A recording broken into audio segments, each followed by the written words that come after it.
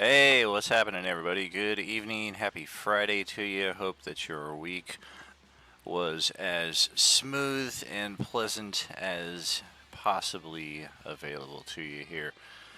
Thank you for joining us here at Roleplaying Unlimited at the 100th Meridian. I, your host, Tragically HP, will weave the adventure for the next few hours for our Friday evening table playing Dragonlance Shadow of the Dragon Queen. We are on our 7th session with a party of level 4 characters. They are just a fair way into the 4th chapter of this module here. So let's see what happens with our adventure tonight, shall we? Ah! What the fuck is that? Hi, everybody. What's up? Okay. Hello, hello.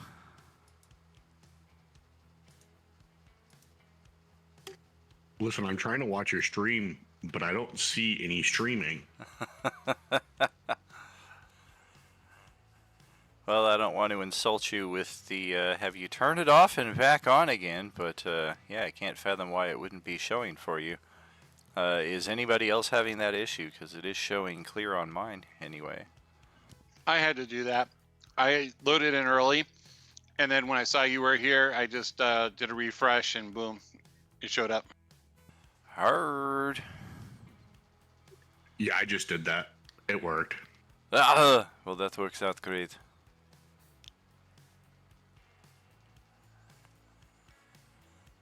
Well, we are back yet in, as I was saying at the start of the stream here, in our Dragonlance campaign, Session 7. Last session, our characters, thank you for the resub there, Drunk Pally. Much appreciated. 11-month streak. Very nice. Our characters got to know the lay of the land a bit more in Calaman. A lot of plot dump in that regard as far as here's what you can find in the area around. After getting sorted and being placed in service of the Calaman military, our characters had a bit of time for resting and getting to explore the city before our friend young Darrett, who was the squire of Lady Becklin back in Vogler.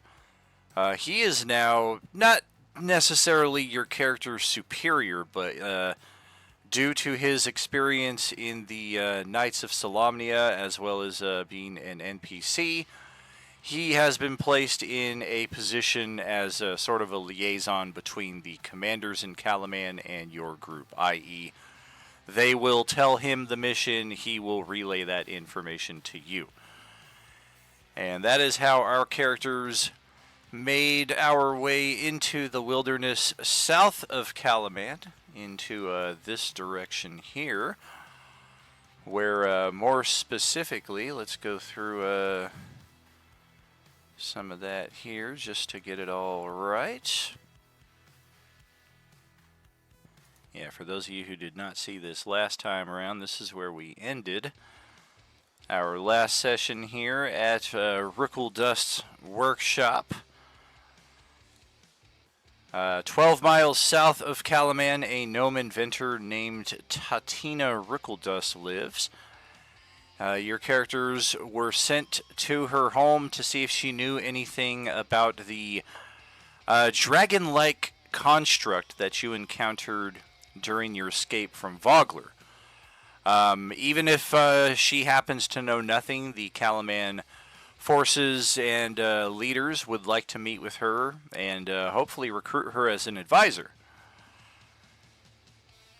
And on our way from Calaman to this location, we did encounter a Kender wanderer named Trapspringer, who asked if our characters had encountered any dragons. And of course, the construct dragon back in Vogler was the one that we encountered. So that is the last known trajectory there for Trapspringer, heading off back to Vogler to investigate sightings of dragons. For those of you familiar with Dragonlance lore, Trapspringer is one of the more notable Kender, aside from Tasselhoff. As your characters came within sight of Rickeldust's home, you could see the unusual structure standing on a hill, resembling both a cottage and a metal fortress. The building bristles with steaming pipes and whirring devices. It is currently under siege. Amidst clanking metal contraptions, clockwork drones more or less, goblins try to breach the structure, impeded by gadgets that spin, snap, and thrash in the yard. Every few moments, a gnome appears from an open clock face above the door and hucks a new clockwork calamity at the attackers while cackling and yelling insults. The home is currently under attack by 10 goblins.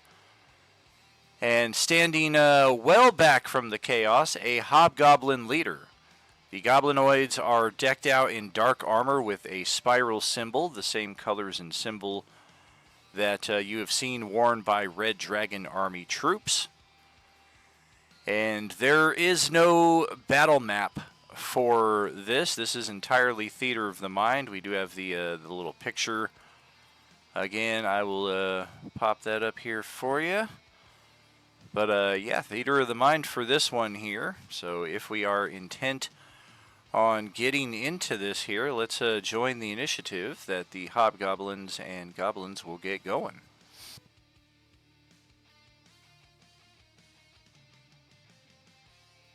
And feel free to just drag your token out anywhere onto the map here.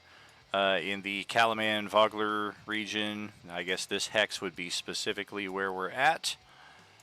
But we can't all fit in the same hex, but you'll need your tokens to roll initiative.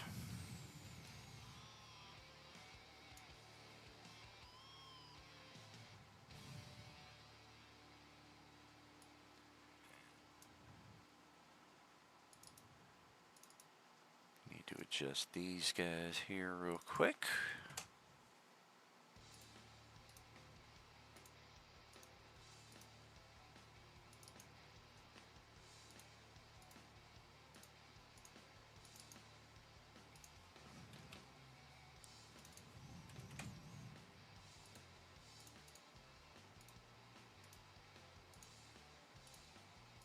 Oops.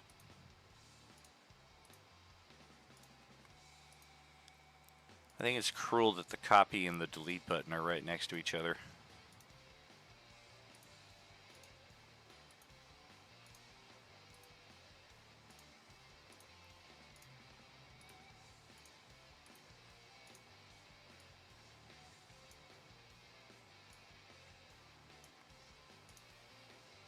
Alright, works well enough. Goblin initiative. Anybody been looking at the new D&D stuff upcoming?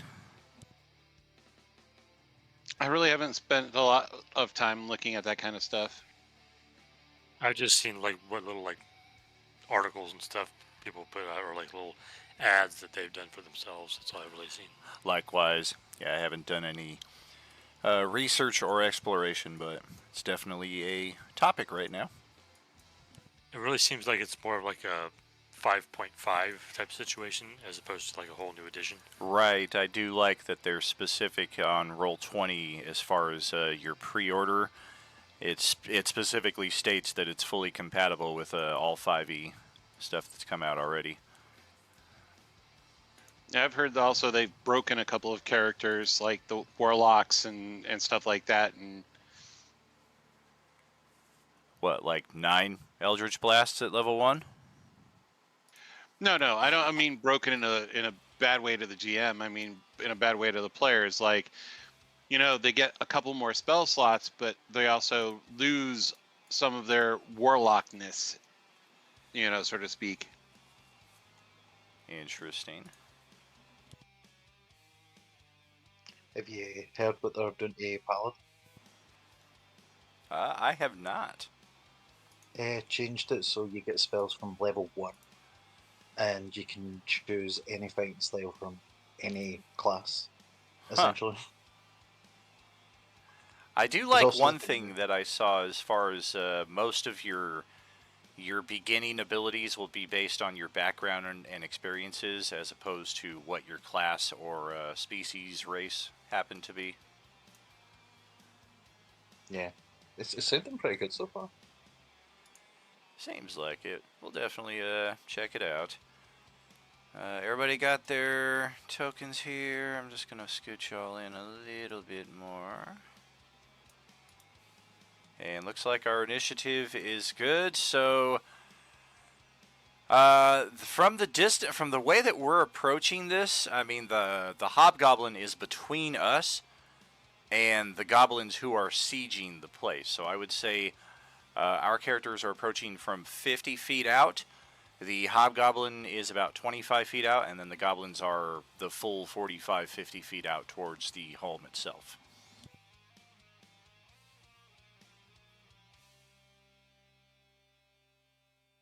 So feel free to get into that how you like here. And 1, 2, 3. Oh, yep, we got a new character joining us here as well. Have we gotten all of that set? Nope. 1, 2, 3, 4, 5, 6, 7, and yet we have one extra character here somehow.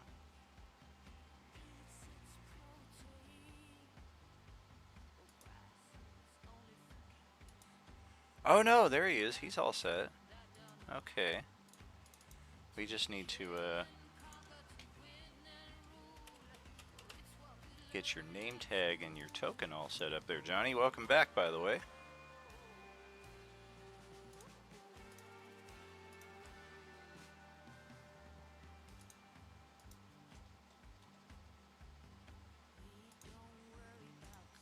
Might still be figuring out the push to talk.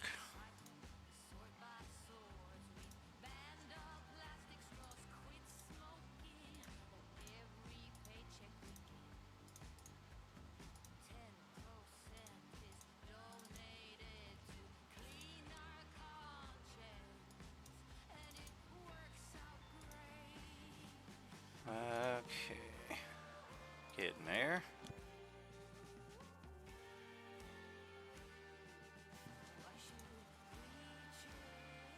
And while we're doing this, let's go back through our character introductions here, because we do have a new character and a...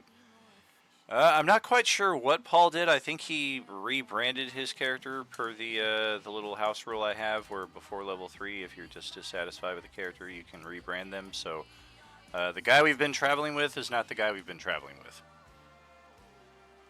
is how I understand it. It's a demon. I would say that everything's pretty much happened the same way. Like, you know, his emotions would still be the same and all the roles would... The way he's acted would be the same, just a different idea of him. Gotcha. Alright, well I've got tokens all set up here. We should all see name tags and all that good stuff. And one final initiative dropped in here. So, Esther, you are up first. Theater of the Mind here, 25 feet out, Hobgoblin, 50 feet out, bunch of goblins, objective, etc. Tell us about your character and get it rolling.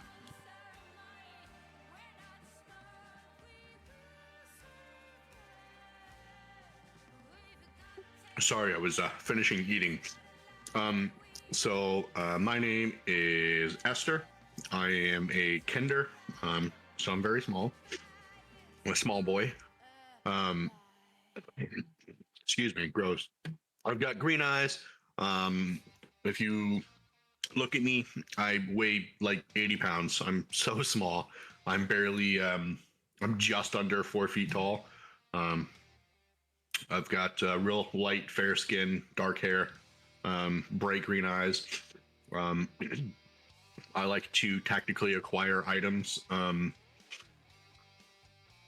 though I'm trying to stop that because I want to be better than my race. I want to be more than just a jokester, a little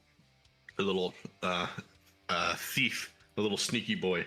I want to become something.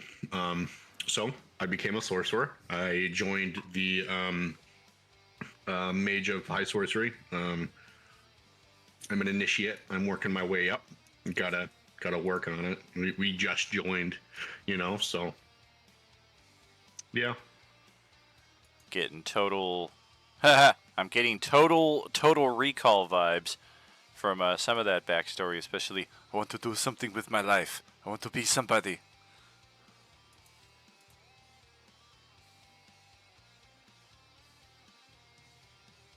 It's going to be better than Total Recall. Don't you worry.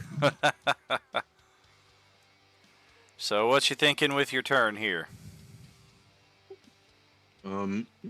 I...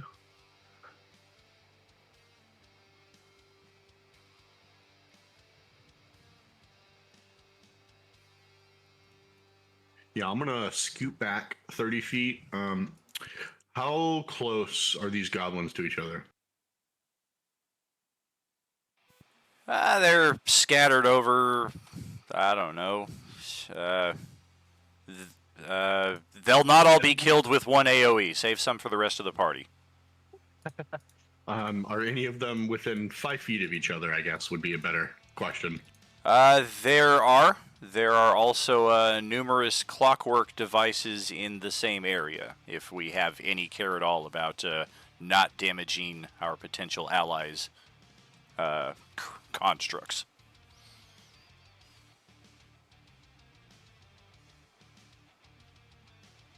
All right. I'm gonna use a sacred flame. Okay. On two of the goblins that are right next to each other.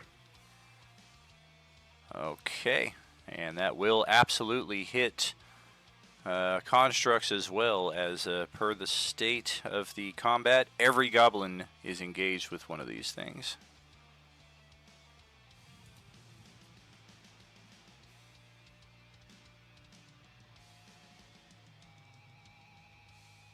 Is it a added benefit to that allows you to target two of them? Yeah, it's my sorcery subclass. Just keep on posting. Yep, looking for it. Dex save, I'll get that rolling.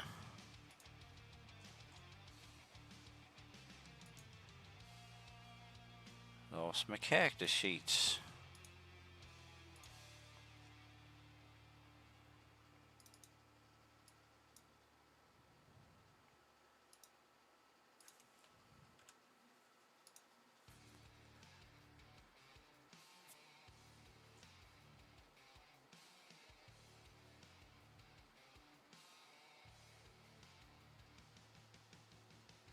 Oh, okay, gotcha.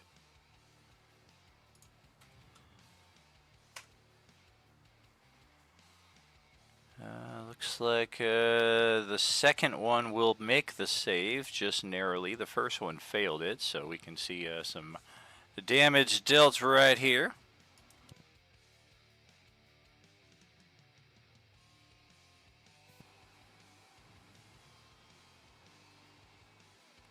Otherwise, that's move action. That looks about it. All right. Let's pass it back to Katie. Tell us a bit about your character, if you would, please. Well, unlike Esther, I don't think Organas they be better. I don't want to be better. I don't care about being better. I just want revenge. I just want to do whatever the fuck I want to do. And so that's what I'm gonna do this whole time, and I'm gonna piss off Sir Reginald. He might try to kill me at some point during this campaign. We'll see. Personally, I think I'm fun and lovable, and I don't think he's actually gonna do it, but he talks a big game, so we'll see. But I think I have to rework just a little bit of this character because me and Wally kind of created our characters together. And so my backstory depended a lot on his character. Now he's not here anymore, so Yeah, that's a I might have sad, to rethink some of sad that. thing. It is a very sad thing. He needs to come back. I miss him. He really That was my does. bestie. Logan, get your ass back here. Logan, where you at? Let's see. I was a prisoner of war, kind of, and then I like escaped, and so kind of working on that, working through some of that kind of stuff.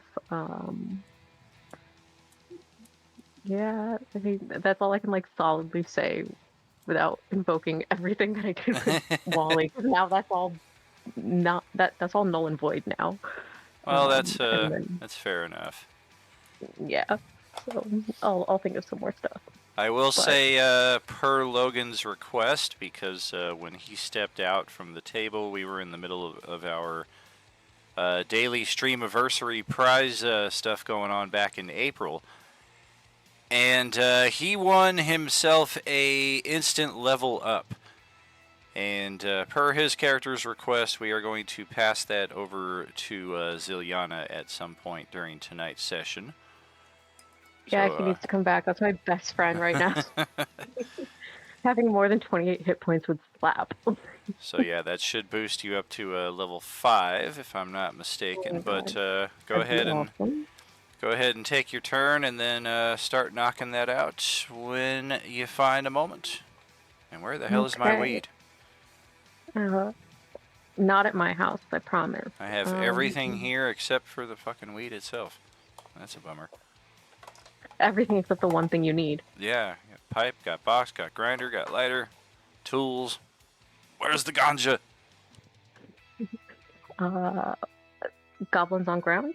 Hopefully not flying goblins, because right now, for some reason, I'm just picturing the flying monkeys from Wizard of Oz. Don't ask me why. Definitely not flying. There's just all these weird contraption drone things that are also in the field with them that you're not really sure how they might respond to you if you were to get in close. Well, you know me. I fight like I have 100 HP when I only have 28. So I'm gonna get closer and stab. Alrighty. We going for the one that just got sacred flamed? Yes, sir. Okay. There they are, the nat ones. There they are, the double Wow. natty ones. Surely that's Wow. gotta be some sort of prize, right? Logan, come back! And I don't like honestly. I don't think I was rolling nat ones that often when Logan was here. He was good luck. Wow. He's come back. I'm so boned. That's Okay, just awful. great. That's some I mean, awful. we saw it coming though, right? I think this Yikes. happened on Wednesday and Monday games as well. Yeah. So I will bonus action disengage and then just trot my happy little ass away Just the and hope most. they ignore me. I'll get those natural ones out of the way now. Yes, Oh, indeed. like they're ever fully out of the way. Come on. You've played with me for how long? Like, no. Katie rolls D1s. I mean, you probably missed so badly he didn't even realize you attacked him. I somehow ended up stabbing myself. And Sir Reginald's laughing. And let's hear a bit about our rebranded friend here. Hello, this is Lance Smithy. He is somewhat scared right now. he used to used to be a criminal, working in an underbelly kind of world, and got a job to rob a military installation and put on the uniform to try and sneak in, and has kind of been riding the wave ever since. Got caught, managed to pretend to be in this army, and has just been, like I said, riding the wave ever since.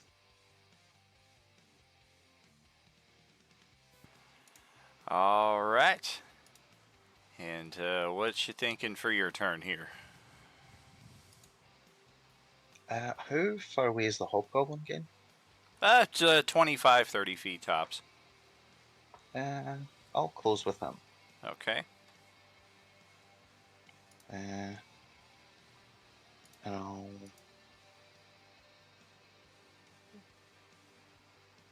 bonus action, fainting strike, fainting attack, sorry, to give me advantage, Okay. and I'll attack him. Oh, jeez. Yeah. Does a 23 hit? Considerably. And then damage with superiority die. 15. All right.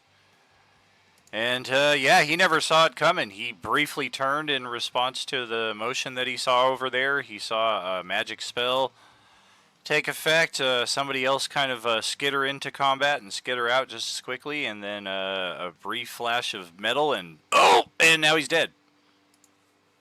Oh, dang.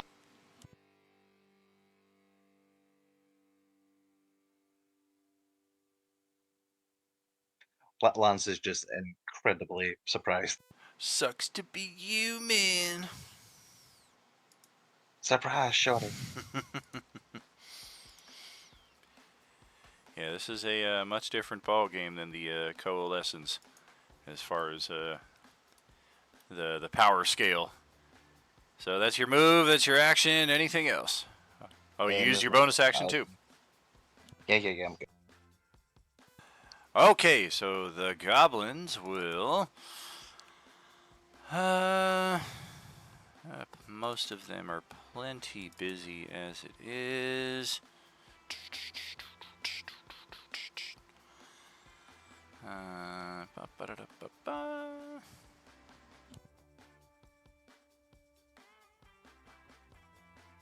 Well, I do think the slaying of the leader will warrant a response at least from two of them. So they will close the 30 feet or so, step into a flank, and see what they can do to avenge their Their fallen hobgoblin buddy. That's an 18 to strike. That's a hit. The second one got an 11 to strike. That's a miss, and I'll repulse. Okay. The strike that hit was for 8 slashing.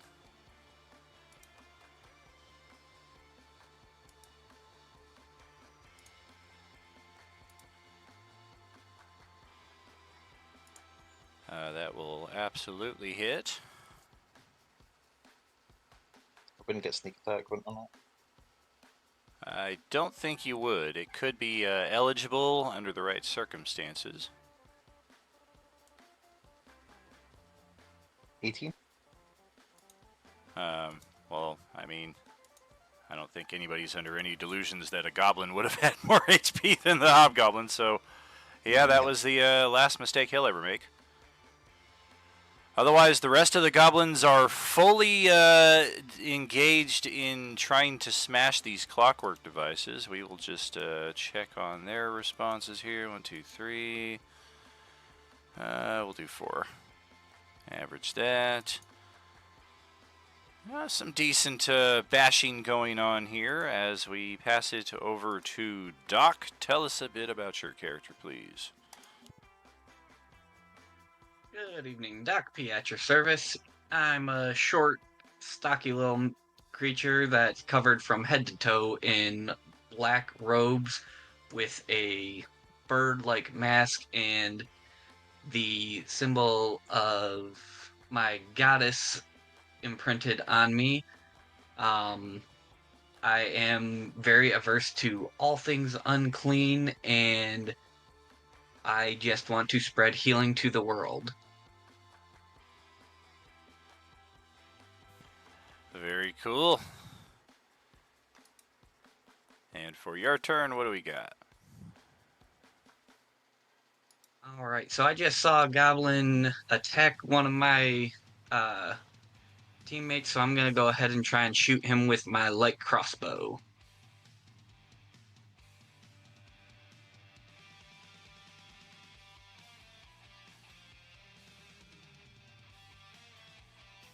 An 18 will hit that goblin, absolutely. For minimum damage, sadly, so ow! Like I said, I heal, I don't fight. And then I'm just gonna go ahead and stay kind of back and end my turn with that. Alright, and J-Man playing Hoakan. Thank you. Walk-On is a half-elf, half-Abyssinian plainsman from the edge of Quellanosty Forest. He has he showed a talent and a potential for the magic of words and the spoken language, and was taken in by the High Tower Sorcery to see if they could train him. He's not quite a wizard, so they couldn't quite train him the way they would train other people, so he's got a lot more freedom to learn other ways than they normally would give. And he came to Vogler for the funeral, and he is now here, I guess. I'm not even really sure what happened after that. Yeah, after we had the escape from Vogler, we just used our constructed rafts to make our way to Kalaman, which is the major city in the area, and their leaders are in a better position to prepare against the Red Dragon Army assault on this area.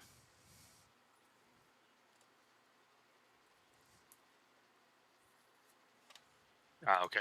So the goblin that just got shot and is attacking Lance, I'm going to look over at him and just say, "Oi, why are you so ugly, mate?" He immediately starts trying to clear bogeys out of his nose.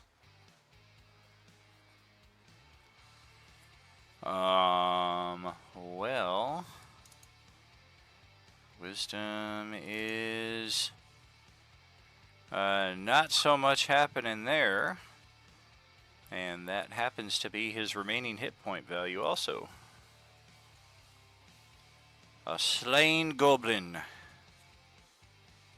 Right, I'll have my short bow out as well, just in case, but I'll kind of remain here, seeing what else is going on, since they're all fighting the other things at this point. Alright. And Kadar Truseer, played by Johnny. It's been almost a year since I've heard your voice, brother, so hoping to hear it here in a few seconds. Welcome back. All right, so I got this mic figured out. Hey, brother, welcome back, man. How are you? Doing all right. So Kadar is a human.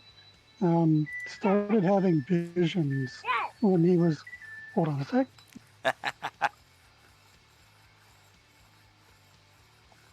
Sorry, I had a kid trying to help me out. Love it. Kadar started having visions when he was about 5, and tested into the sorcery, well, as a wizard, and kind of was trained up a little farther than some of you. And he will look at this group of goblins over here and how many of them fit in a 20-foot cube. I'd say 4 of them. All right, let's see if we can kind of stick him up a little bit. Oh.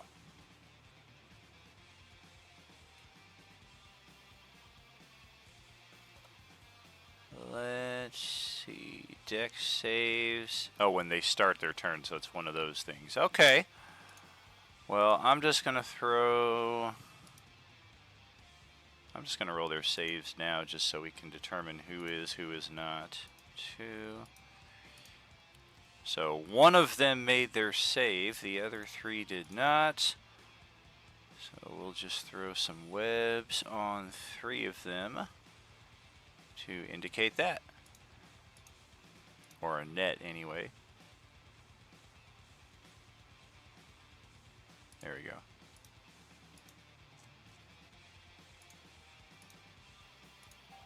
Yeah, that'll finish my turn. Alright, brother. So there we go. The 3 southernmost will be webbed once their turn starts. Technically, they're just in the area trying to navigate through it. Of course, any of you who approach either of those 3 are at risk of also being webbed. Reginald, our final player character here for introductions, go ahead and tell us a bit about yourself. That's Sir Reginald, sir. Sir Reginald of Solamnia. I am a knight and, unbeknownst to most people, a paladin, because religion and gods are not as forthright in these lands. Originally, I was a knight of Solamnia, and then after several campaigns and coming back to find my family slaughtered, I gave up the armor and weapons, went into a more of a drunken, brawly type bad stuff until I found myself traveling to the funeral in which a pit stop happened, whereas I actually met my goddess, who bestowed upon me my paladin abilities. As I got back to town through my words and deeds, I actually was able to regain the status of a Knight of Solamnia. And I am here as a weapon of my goddess. And, you know, don't tell the thief, but I'm not all good myself. So I just talk tough and probably won't cut off her hands. And let's Maybe. not forget dude. Don't show your hand like that, my guy. And so he's I have my find steed spell that I've cast like days ago and such. So I'm mounted on my horse, I take my lance, I avoid the webs, and I try to smite down one of these little goblins, and someone tore the hobgoblin out of my vengeance. So Yeah, when I Bastard. dropped that hobgoblin down with 11 hit points, I'm like, he ain't gonna last very long, but he'll look cool for a second or two. Yeah, look at me, I'm dead.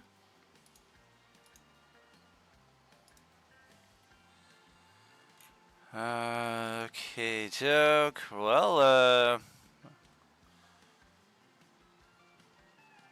12 ain't gonna hit nobody.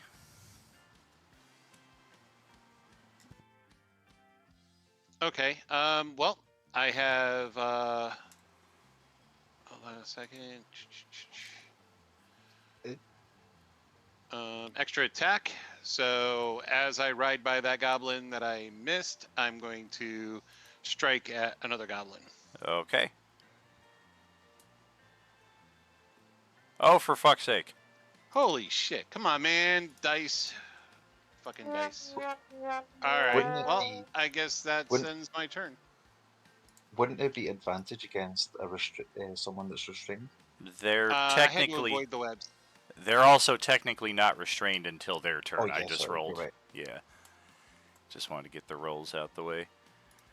Okay, so, I mean, you kick up a lot of dirt and what have you, and briefly cloud the battlefield with that, but otherwise, round 2, back to Esther. Sick. I'd like to use magic missile. And are there two goblins that are still next to each other? There are. Sick. So yeah, I'm gonna use magic missile, 2 on one and 1 on the other. Okay.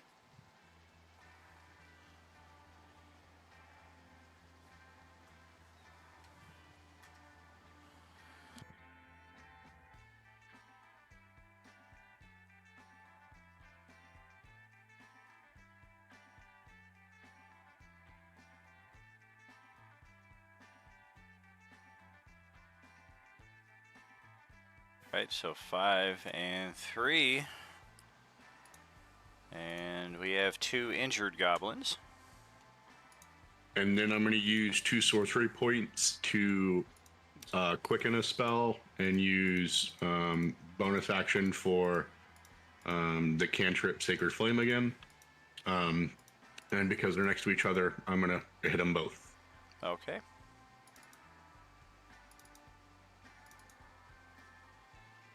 One of them will nat 20 their save, the other one will fail it spectacularly, and another goblin is down. And then I'll move back 30 more feet. Okay. That's going to put you over 100 feet away from the action at this point. Beautiful. Katie, over to your turn. All right, word. So I'm surrounded by dead goblin bodies, which is super fun. Can I loot their bodies? Or do they have some loot for me to steal? Because I'm told I'm allowed to steal from enemies, so without I threat to my mean, own you do see pouches on their belts and their bandoliers. I'm gonna take those pouches. All right. That will be your action to do so.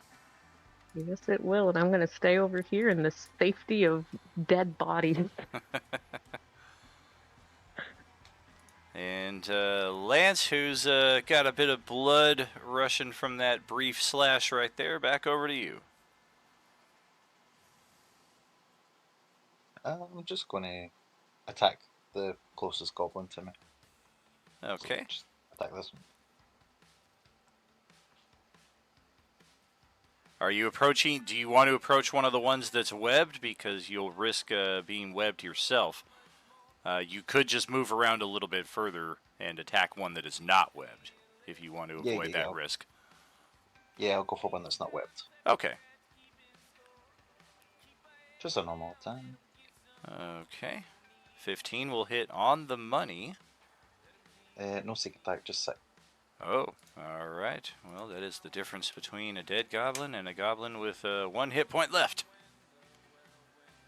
I'll just sneeze in his face. Allergies. Yeah, that'll do me. Okay, so now the 3 goblins that start their turn in the web are restrained. They cannot move. Well, shit. Let's check perceptions for these goblins. Holy shit, 16, 16, 17 with a -1 to start. Okay. Well, how smart are they, though? Yeah, I'd say only one of them. 2 of them know who it is who has ensnared them, but they look down at their scimitar and their short bow, and they note that the wizard responsible for the spell is at range. So they continue with their scimitars and bash on the clockwork things that are right next to them. At disadvantage, they still hit and still destroy a couple more of these things. Only one of the goblins recognizes that the short bow shoots things at range and can perhaps hit this pesky spellcaster. At disadvantage, that is a 15 to strike at Kadar. Nope, that misses. All right. Arrow sails wide. That will handle the 3 of them. There's 1 in melee with Lance, so we'll handle that. Oh, could have been a natural 20 if we had a flank. Otherwise, it's a 10. And the other 3 goblins are going to continue on with what they're doing against these clockwork things. No real success. And back over to Ken's turn. Right, 1 second. I'm going to repost one in. The one that missed me, sorry. Ooh, you guys are burning resources left and right against goblins. Yeah. All right. Yeah, usually. Yeah, he is well past the dead threshold at this point. I didn't realize it was something that was. Yeah, you almost killed him the first time. He had no hope of survival on that. But yeah, Ken, what you got?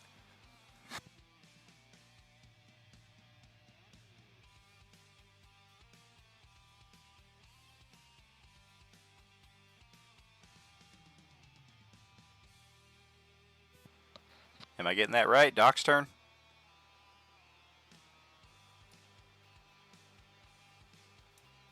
Oh, did he step away? Wake up! Wake up! You with us, cowboy? Wake up! Wake up! Grab a bush, put it on my cup. That scared the shit out of me, dude.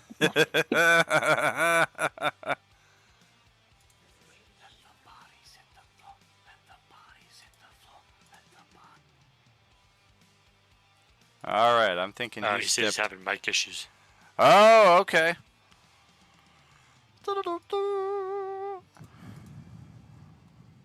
You can just type it in what you're doing. Also possible.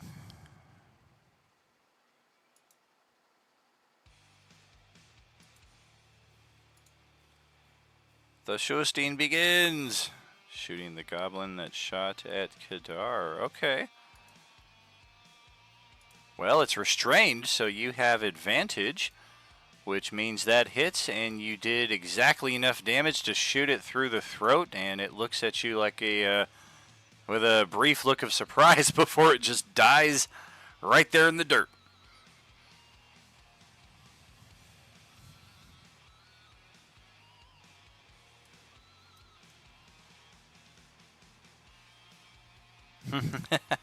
That's called proactive healing.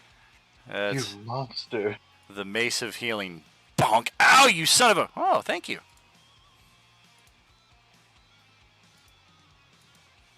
All right, back to J-Man.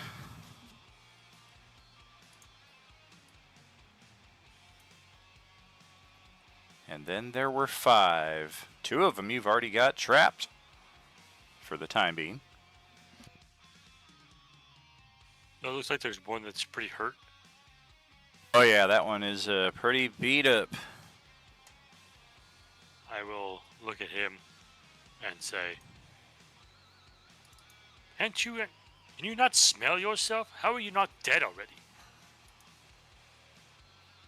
Oh god, it does smell itself. And assuming you do more than 1 point of damage, it dies in the attempt. Oh god, he's right.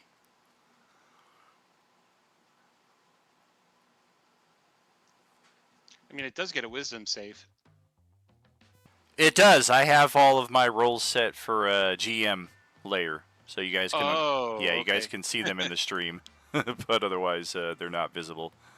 And actually, I didn't even set them for some reason. The modules, like half of them have them all preset that way.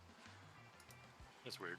Yeah. So seeing that, I'll be like, all right, and kind of watch the other ones. I mean, the ones in webs can obviously still shoot at us if they wanted to. We've seen that, so I'm watching them still too. But just seeing who might need help. Yeah, the one that was in the webs that was smart enough to shoot is dead. The other two are otherwise engaged with. Is that a set of fake teeth that's just kind of clacking along the ground and biting? The gnome that was throwing these out the window, is she still up there watching this?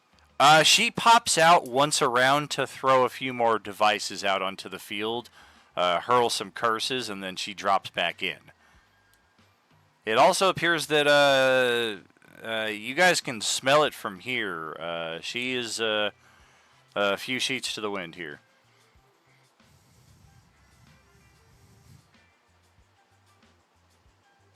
Okay, well, I'll kind of watch for her to pop out and, like, kind of wave at her when she does.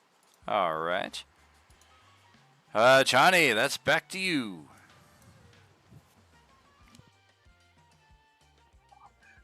All right, so I'll point at this one over here.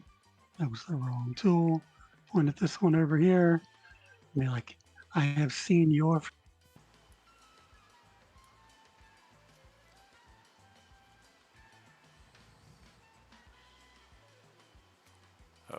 Oh, it's 120 feet. Holy crap.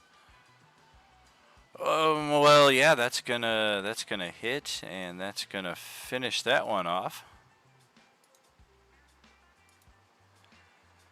And looks like we have one free goblin and two that are restrained.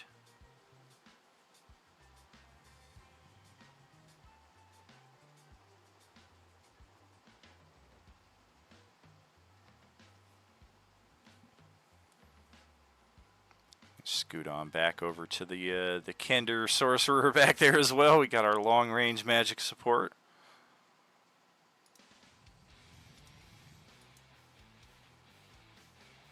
All right, we'll try my lance again on one of the free goblins. Yeah, let's see if you can contribute in this fight. Hey, there you go. On the free goblin, you said? Yep. All right. That will finish that one off in one shot.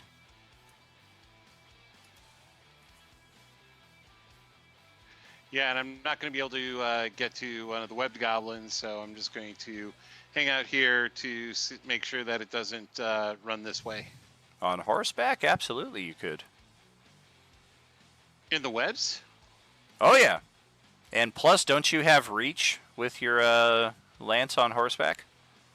Yeah, but doesn't is that like near the edge of the webs, or is that like near the middle of the webs? Because I have a reach of 10 feet. I would say one of them you would have reach on without endangering your own movement. Oh, geez. Well, yeah, that'll hit, but sucky damage. But wait, why? Hold on, because I have a +4 on my strength. How the hell did I get a 1? You know. Yeah, and it says you're supposed to be yeah, it says you're supposed to be re-rolling anything that's under a 2. Well, that's a lot different.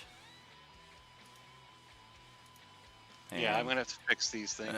Yep, it's been a while. Sometimes these character sheets, when they update them, our macros don't all stay in place, and our even our basic attacks get some kind of a snafu. Well, okay. Back to the. Well, wait, we've got something in between the round here since we have a character adjacent to a. Or was adjacent to a goblin, but now there's this thing.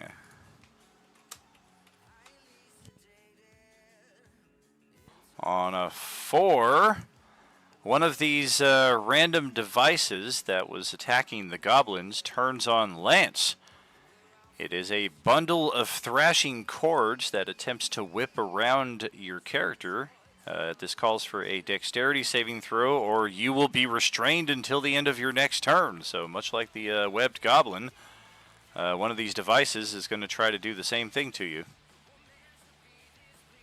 Oh yeah, you're good. The save was pretty low, so you managed to avoid that. Top of the next round, it is over to Esther. Dick, I'm going to use a firebolt on the last goblin. Okay.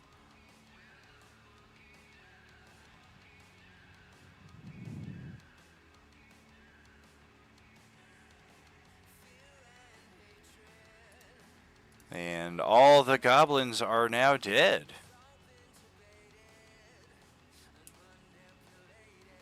That will close out our initiative.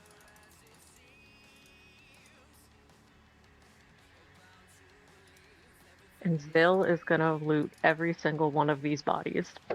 Yes, ma'am. Nope, still not adding the strength score into it. What the hell, Bobby?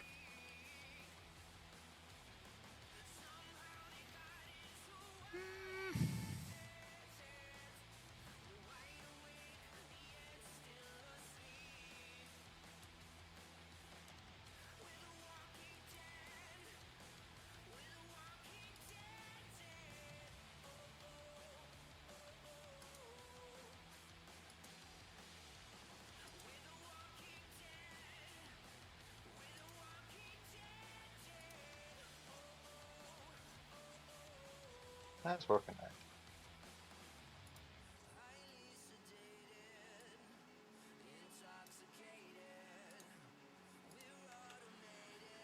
Hello, what's all this then? You here to try and break me stuff too? The gnome appears through an aperture above the workshop doors. We have no interest in breaking your devices, but please call them off so we don't have to damage them further. Dragon army. Yay or nay? Nay, that's why we just killed these goblins for you. Yeah, well, that makes sense. Okay. She activates a control somewhere on this harness of buttons and switches that she is wearing, and the device is shut down. And she steps out through the front door and looks somewhat remorseful at the devices that were damaged, at least 10 of them.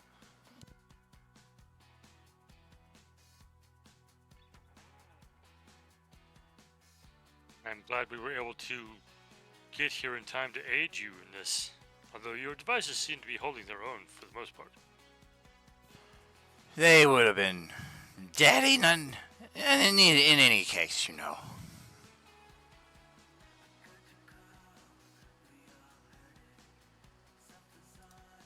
But So you who could are walk you? in, trinkets. I was gonna look over at Reginald. We are representatives from Kalaman. The Lollipop and we Guild. We have come to ask for your aid to assist in the Dragon War. What do you need my assistance for? It seems that your knowledge of gadgets and items can come in great handy for defeating them. Well, not only can I create what needs creating, but I can create it better, you know. So, would you grace us with your presence and come back with us to Kalaman?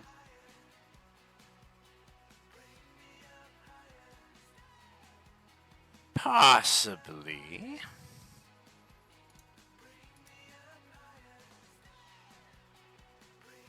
What's in it for Have to me? walk. I can tell you a tale of a great mechanical weapon that we had to face in Vogler. Perhaps you have never seen anything like it. Oh? Tell the tale. I'm quite eager to hear it. So you'll come with us then. It's a long story. We'd have to talk on the way.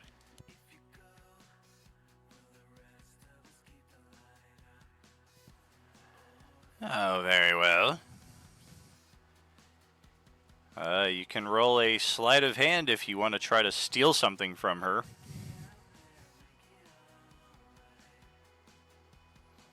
Hey, that's not belong to you. You put that down right now. I'm sorry. I just, saw it out here running around. I thought they were up for grabs. Oh, it'll grab you if you're not careful with it in a spot that might be quite painful. So what you're saying is if it grabs me, I can grab it? You should certainly defend yourself, but best to just keep away entirely.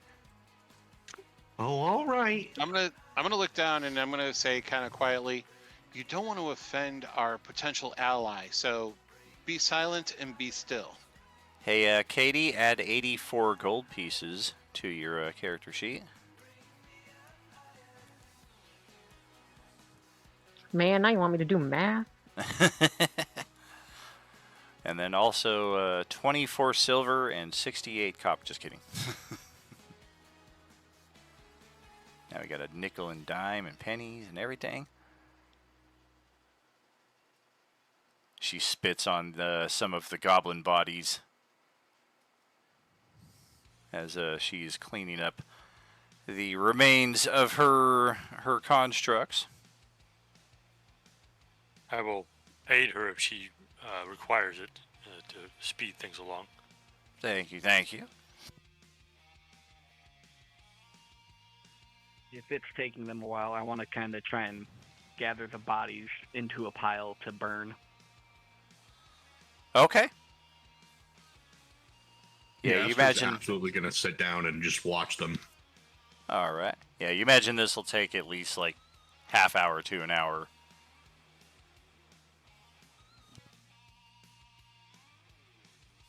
This isn't the first time these type came here. It was many weeks ago. A stranger in red and black armor asked to purchase my weed clearing device, but with a few modifications to make it resemble a mythical dragon of sort. I've never seen one, so I kind of winged it. He hired me for another device for some sort. He was supposed to pick up today. Instead, these miscreants showed up and demanded that I turn over the weapons. I am not in the business of conducting my affairs in such way, so this is where you found me in a heated disagreement with those foul goblins. Indeed. Let me ask you a question. Did this device that you already built and delivered, did it look like this?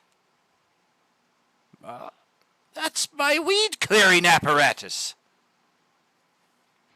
Oh my, well, I feel I must inform you that you did indeed sell that device to this dragon army, and they used it as a weapon against the people of Vogler.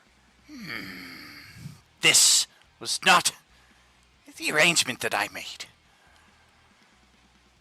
Well, oh, go ahead. Well, I mean, if it's, I don't know if it's any real consolation, but it exploded. I don't think they used it right.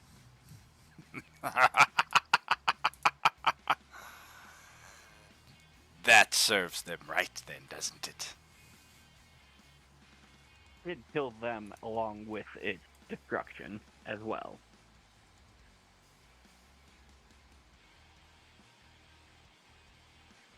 But you said they had you build another one, or was it something else? Something different entirely. I made several of them. They called for them. But I'll tell you, I'm more than happy to pass them along to the lot of you, free of charge. It's something that I call the Far Gab. I'm intrigued. So you'll give us a far gap, but you won't let me take one of these here constructs? She kind of looks at you somewhat confusingly. She doesn't understand the question. I also look over at Esther with a look like, what? Even Bill's looking at it like, what the fuck?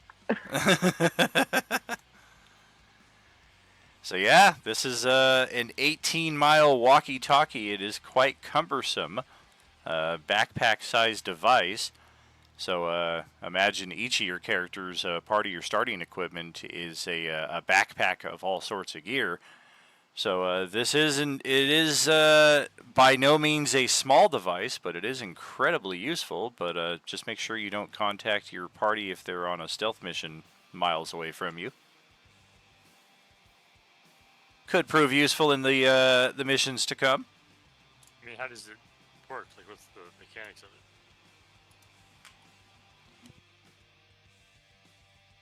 it? If you scroll down the picture that I showed you there, it should show all that. It's similar to a sentence spell. Yeah. Yeah, as long as they're within 18 miles. But because it has speakers, it emits sound and that can be heard from up to 10 feet away, unless you're R2 and then you stuff it inside. R2. I'm gonna strap mine to my horse. I didn't agree to this, Wilbur. So when somebody calls over here, Well, he actually strapped it to the other side. Rusty! Rusty! I'll put one well, on my back. that could prove very useful for, military commanders and such. Yes, of course. I have a few extra as well that I will be happy to pass along when we reach Calaman. Excellent. Would you like to ride upon my horse? Well, now you're just spoiling me. Can I ride on your horse? No. So, and I Can I help steal her your onto horse? the horse. Oh, she goes to sit on the horse, and it turns out that Katie's riding off on it. Wait a minute! You've been thieved. Yeah, it wouldn't move because it's intelligent. That's how thieved it's been. All right, so the journey back to the city is uneventful.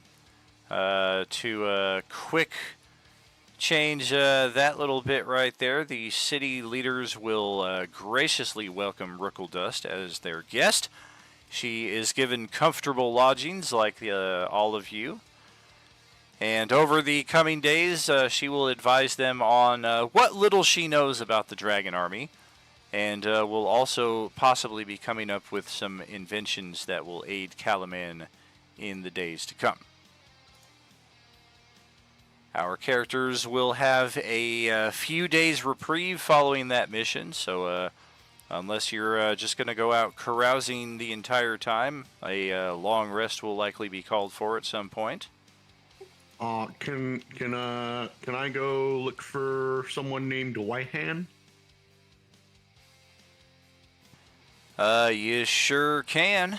Yeah, I gotta find whoever I got the scroll to as well. I think it's the same one. Okay. Yep, Whitehan and Calaman. Well, Yeah. 1 second here.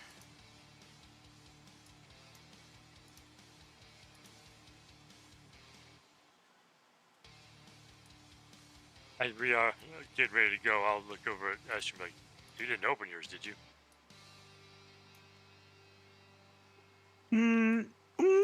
pretty sure I let you hold on to it because I'm not a fan of reading books. I've only got mine. I've only ever had mine. If you don't have yours, that's a problem. Well, this is awkward. Let me search my things.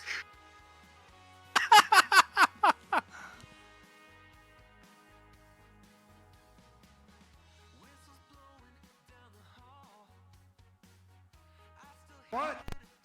Ah, here it is.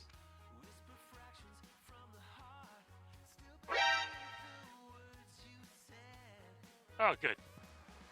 Well, there it is on the Calaman map, just west of Castle Calaman, Wyhan's Apothecary. Since you guys, I guess both of you were not here for the last session here, we will at least recap that location. Yeah, I'm already wanting to recap all of this again, so let's just scan past it. If you want to hear about all of the 10-minute narration here, check our last session, available on YouTube and all wall bugs. Wyhan is a black-robed mage of high sorcery. Though supposedly retired, she keeps a shop that deals in wares that few in Calaman need. Her apothecary sells the occasional good luck charm. And both of you are aware that if you inquire in the right way, you may be able to gain access to esoteric spell components through her as well.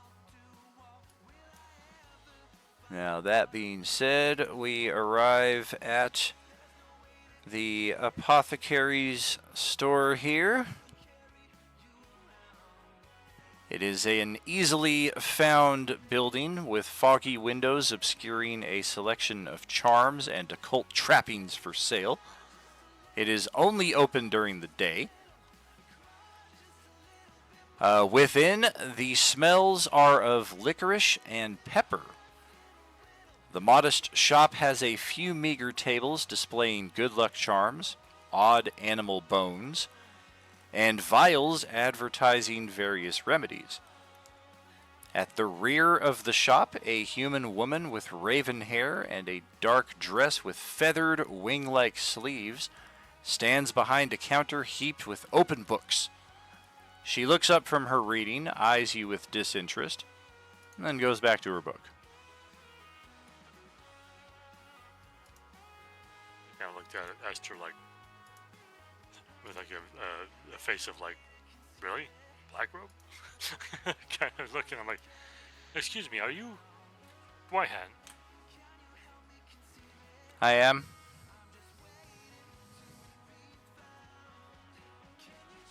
Myself and my friend here, we have been tasked to bring a scroll to you.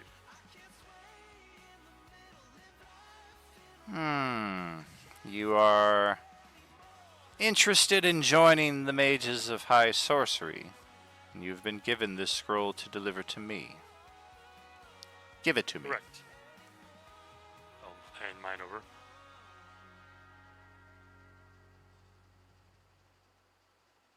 She looks at the candor. Oh, you want both? I'll hand it over. All right.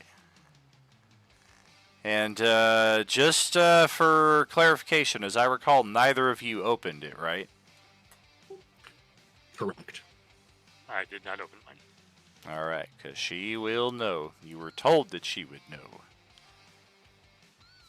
Okay. So we are going to take a look-see at your character sheets here.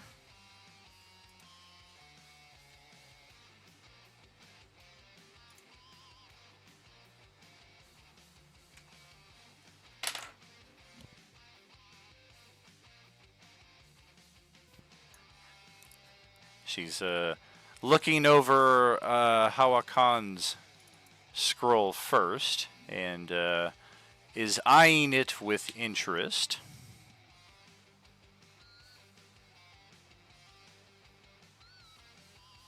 And she then turns her gaze upon you. Why do you think you're worthy of using magic? For me, it's never been a question of worth. It's just a talent I've always had, and it felt more appropriate to learn to focus and channel that power for the good of my community and for others than to let it sit and go to waste. Then would you say you serve your magic, or does your magic serve you?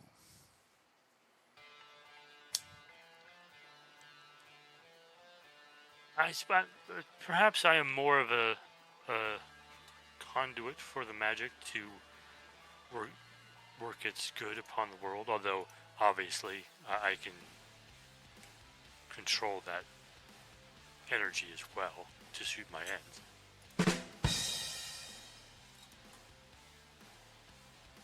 How would you change the world with your magic?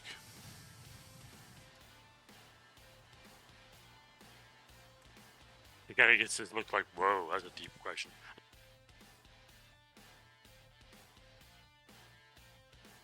I would, well, for one, I would definitely do what I can to stop this red dragon army that's on its way. And assuming we can do that, then help to make the world a kinder, better place. And what if you were to lose your magic? What would you do? I would continue to do what I could to better the world around me. I mean, before I could control my magic, I learned the ways of my people to hunt, to fight, and to tell stories without my magic. I would just continue to do that.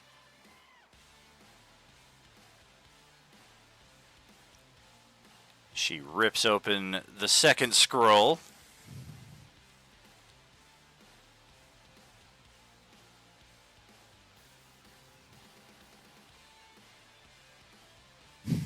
This figures. She chuckles at whatever is contained within Esther's scroll. And you, how would you change the world with your magic? Change the world? I've never thought about changing the world. I just want to balance it, I guess. Keep it even, you know? Everyone's happy. I mean, I don't know. I never thought about changing the world. But what makes you think that you are worthy of magic to begin with? Maybe the fact that I was born with it. I can use it. I mean, if just being able to use magic doesn't make me worthy, then why can I use it? Well, anyone can wield a blade, but for one's own safety and for the safety of those around them, not everyone should. Which is why we seek training. But of course, do you serve your magic or does it serve you? I would like to think my magic serves me. I don't feel any negativity from it. It doesn't change my mood. I mean, I'm not hearing thoughts in my head. I mean, so I would like to think it serves me. What would you do if you ever lost your magic?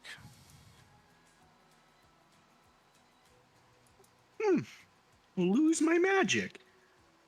Well, I guess I would find out why I've lost it, and I would try to get it back.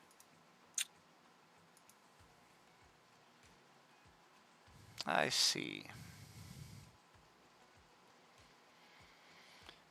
You are both quite inept in the ways of magic. There is much more to learn, as I am certain you know. What you view at this point as power and talent are but the briefest glimmers of what the totality of magic has to offer. Nonetheless, I recommend, and she looks over at Hawakan, that you joined the Order of the White Robe. And looking over to Esther, for you I would recommend the Order of the Red Robe. I will contact my fellow mages of the High Sorcery and petition for your inclusion in our organization.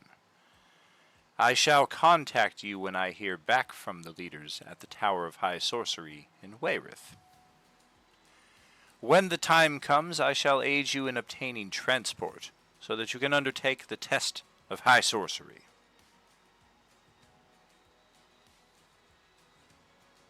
Excellent. Thank you very much. She nods. Wonderful. Nods again. Have you any Is there further any business? Was interested in learning about spells and the appropriate way to cast and procure casting equipment.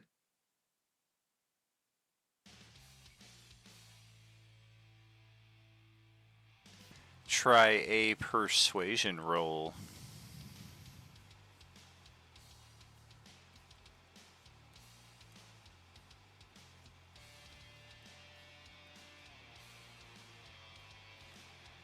Seems like a worthy pursuit after one has completed the test of High Sorcery.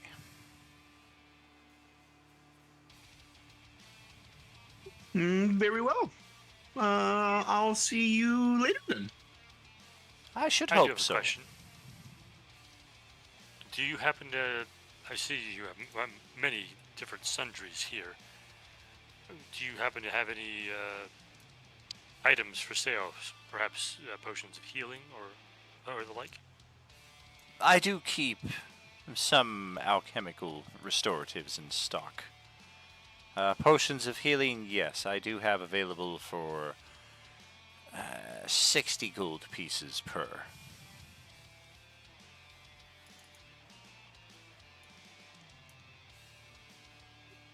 Did you say 60? Yes. I just checked my character sheet. I'm fucking broke. Uh-oh.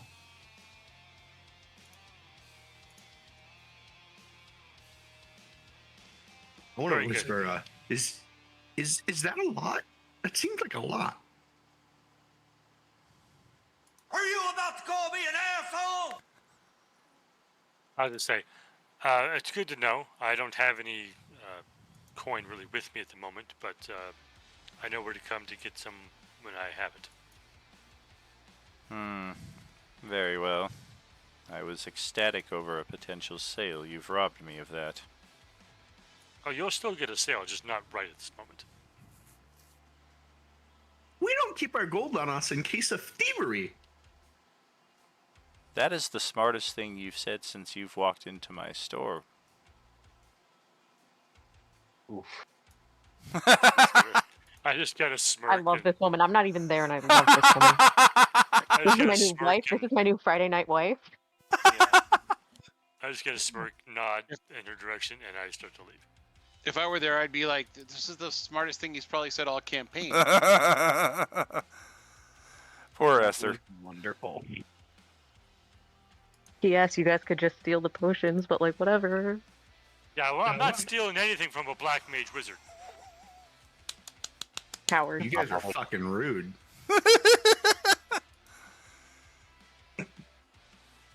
But I always find it funny that the smart characters, generally don't talk a lot, but the really stupid ones are the ones that talk all the time and mess up every social interaction. And there goes Don talking again. I was about to Yeah, say, what does that say about the GM that won't stop talking fucking ever? Okay, so I'll kind of make sure Esther's with me as I leave. Good call. I make sure though, as I'm leaving, I look back and give her the most shit-eating grin ever. 1 second. As we get outside, I will say 60 is slightly high for a potion of healing, but not crazily high. She looks back at you with this face.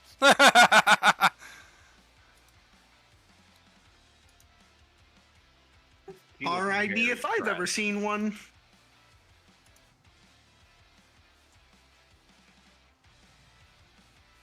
So I guess that's the only thing I really needed to do. I mean, I will do in the days we have bard stuff to make some money so I can buy a fucking potion, I guess. All right. Additional news does come in on the military front. The leaders that be are pleased with the results of your having recruited the artificer, and each of your bunks are have 100 gold piece bonus waiting for you upon your next long rest.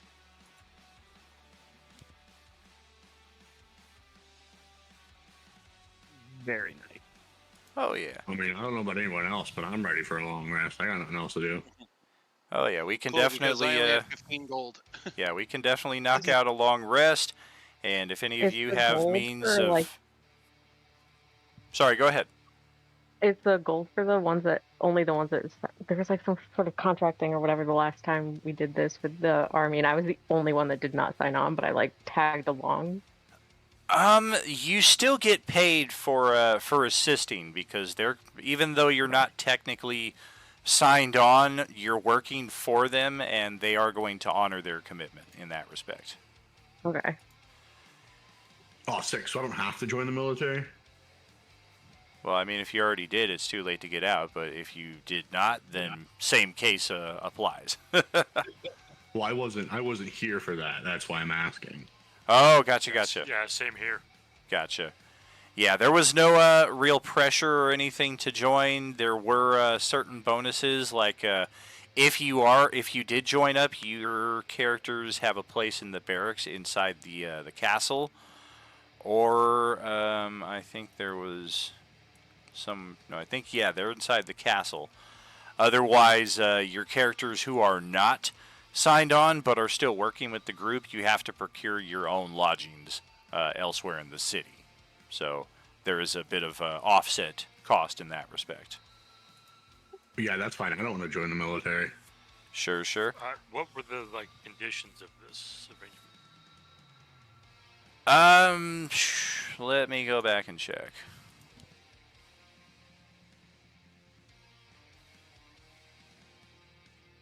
Because I'll probably join it. Really, kind of depends on the vibe. Sure. I've had enough military life to last a lifetime. I could have sworn we get paid weekly as well or something like that. Castle Calaman. I think there was something in that respect. Yeah, the Baccharis, Lord Baccharis and his son are here and have wormed their way into the city leadership, but some of the events last game have already undermined some of their endeavors. Fuck those guys. Intimidated the shit out. Yeah, they were trying to make themselves seem more important than usual, or than they are as usual, and this time it backfired pretty well in front of a significant crowd of public officials. We do that. Of course we did. Good. Just like I humiliated the one guy in front of the tavern earlier. So yeah, after we had the meeting with the governor and the city council, the decision was made that the citizens of Calaman We're prepared to offer the refugees Vogler's shelter in the neighborhoods outside the city walls. We can see those on the map just here to the west. The protection of our soldiers, and while we can spare it, food from our tables. The condition of this were Calaman's leaders were concerned about the threat posed by the enemy that attacked Vogler. The city has woefully little information about this foe, and the scouts sent to learn more have all disappeared. Your characters, however, have both faced this foe and saved an entire village from its attack. In return for Calaman protecting the people of Vogler, Calaman's leaders want the characters and Darrett to report to Marshal Vendry as special operatives in the Calaman military. In effect, only one character needs to swear yourself to the military, though all of you are of course welcome, and only until the threat to the region is over. Sworn characters will become esquires of Calaman and be paid 5 gold pieces per week. Sworn characters and their companions will receive free lodging at Castle Calaman. And sworn characters will be given a palm-sized emblem with the blue and gold symbol of Calaman etched into its face. This is a symbol of your special rank. It is akin to a lieutenancy, higher than soldiers but lower than commanders. And that is pretty much the gist of it. Okay, well, since it does lay out that it's only until this whole situation's blown over, then yeah, I'd probably join up. Like, yeah, sure. Right. Gives me a little extra power and leeway in dealing with this threat, so it sounds good. Gotcha. Yeah, and it does also sound like even those of you who don't join up would be able to stay in the barracks at the castle if you so choose. And this will not do anything to harm my oath to the knights, correct? Correct. I mean, this entire area is in Solamnia, so this is all part of that kingdom. So I'm going to swear to protect the kingdom, and my sword as my halberd is at their command. And I swear by the moon and the stars in the sky, I'll be there. I'll be there. And I swear. What the fuck?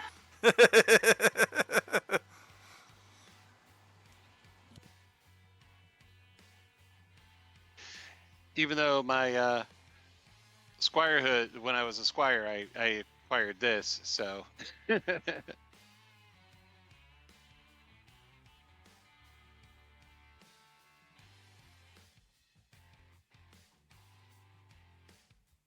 Well, all right there, friends. So we've got that little matter settled as far as who's going to join, who's not going to. It's not incredibly important as long as we all establish that we're on the same team. And if you have joined, you get a little bit extra coin per week. Lance did sign up as well. All right, fantastic. Otherwise, I would like to, now that I have some money, I want to go buy 2 potions of healing. Okay. Roll yourself a persuasion check.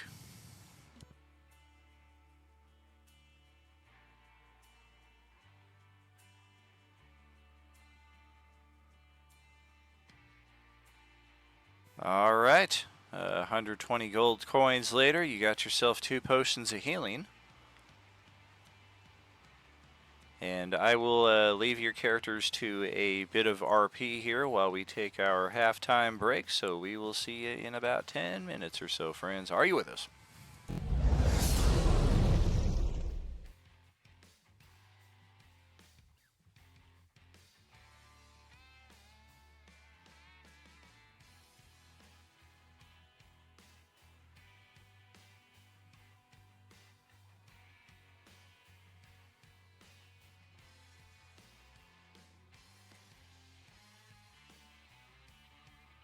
So I'm going to end up going down to the training grounds and do some training with my halberd.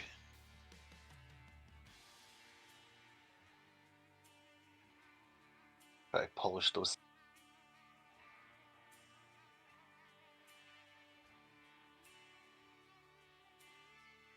maybe assisting some lower level guys that are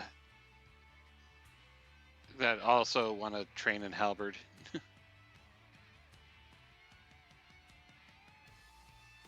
I'm gonna walk around and look to see if I can find any knickknacks lying about.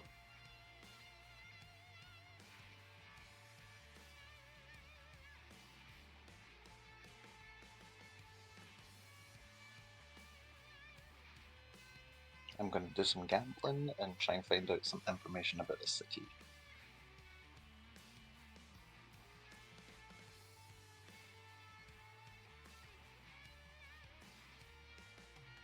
And its possible underbelly.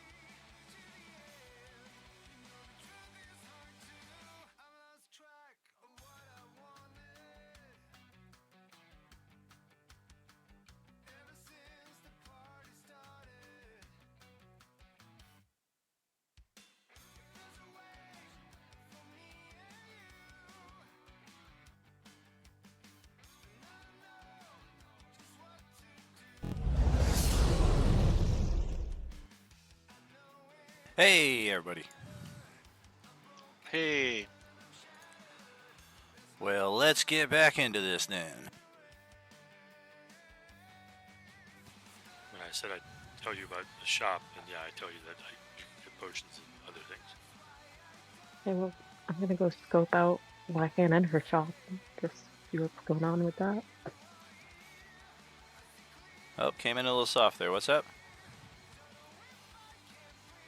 But I am going to then go scope out Wachan and her apothecary and kind of take stock of things. Maybe plan a little sneaky stuff.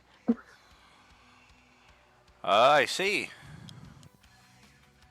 roll up a new character. I didn't say I was Yeah. actually gonna do the steely sneaky stuff. I said I'm gonna just think about it. Yeah, I have no idea how powerful of a black wizard she is, but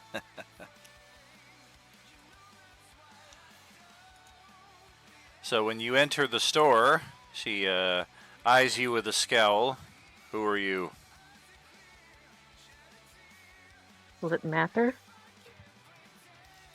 You have entered my shop. It matters a great deal. I am a friend of Hawakon. Are you now? May or may not be using friend a little loosely, his term. Can't tell. He did not tell me to expect you. I'm not someone most people would expect anyway. Are you a mage? Nope, I heard you have potions of healing and things of the like. But of course, if you are interested in the same healing potions that your friend acquired, I am running low on them at the moment, so price is a bit higher in demand. They are currently 75 gold pieces each. Doc P would also want to go and at least check out the apothecary, see if there's anything could use for rites and rituals.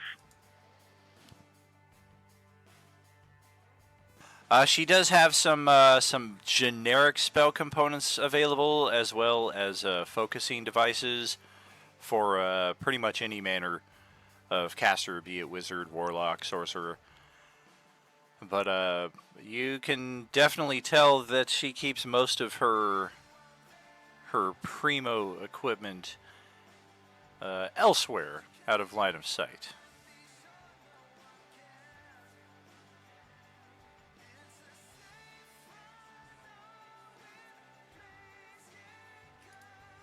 So you are who they had to deliver these things to, yes?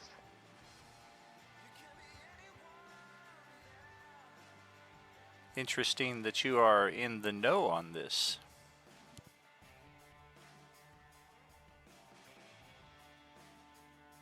I like to know what's happening around me, so I kind of am nosy in my friends' businesses. Such curiosity can be quite harmful. So can a lack of curiosity, I find.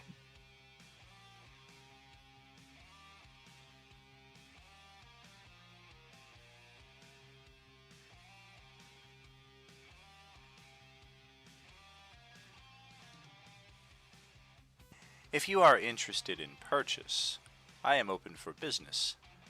This is not a saloon where conversation is the norm. If you are not interested, the door is right there.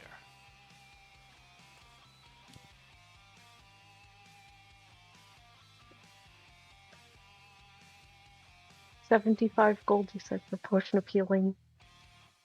I did. You've got yourself a deal.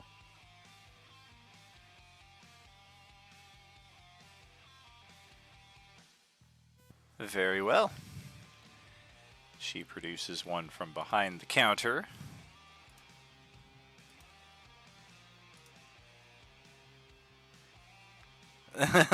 Disguise myself as Hawakan. You guys are gonna get him in so much trouble. I mean, I'm certainly tempted. 15 gold piece mark.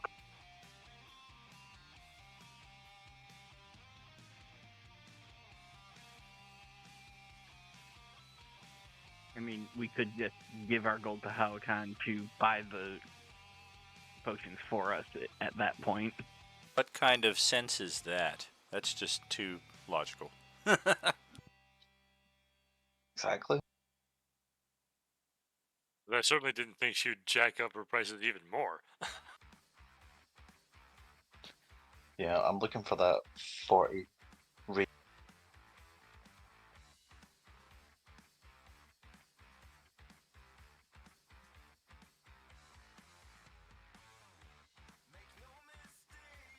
She looks over at Doc, who has also entered her store. Yes. Yes. I was looking to see about possibly getting components for rituals and rites of Mishkala. What specifically were you looking for?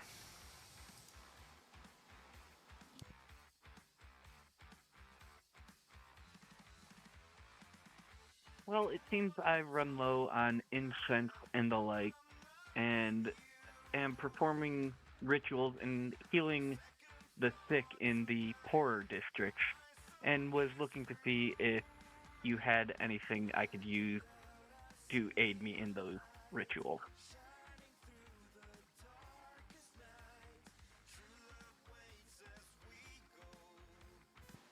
Yes, but of course, if you are seeking these basic components, I can provide them for, say, 5 gold.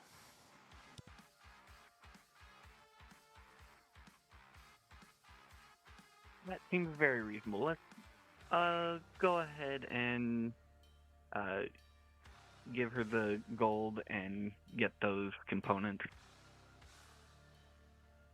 Alright. Yeah, she does have a number of charms and other interesting baubles and necklaces and what have you around the shop, some of which claim to offer protections against various creatures and maladies.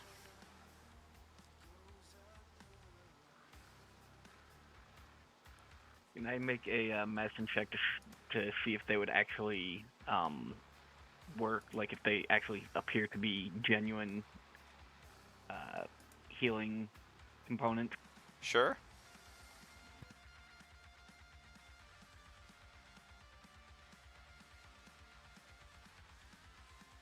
Yeah, they're probably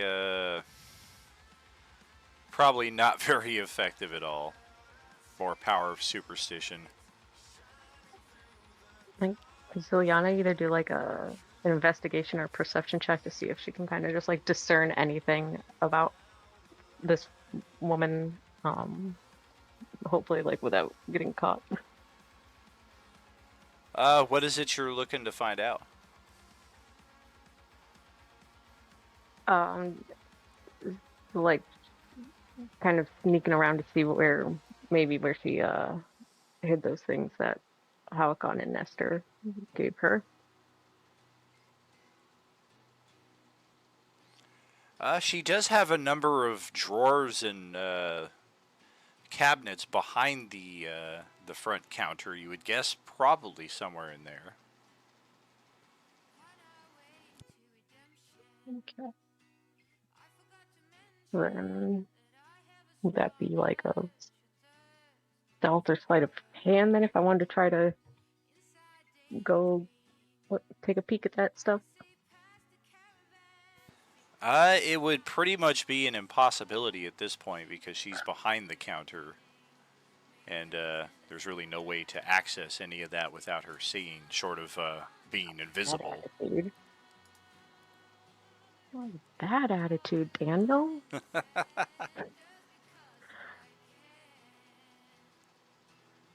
Do you want me distracted? Uh, I mean, my ramblings and preaching can be rather distracting. use him as a distraction. No, okay, that's fair.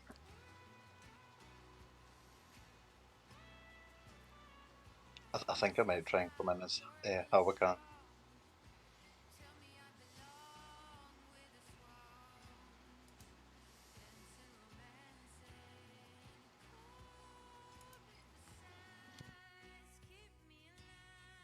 So, what are we thinking? We gonna try anything here, or are we gonna proceed?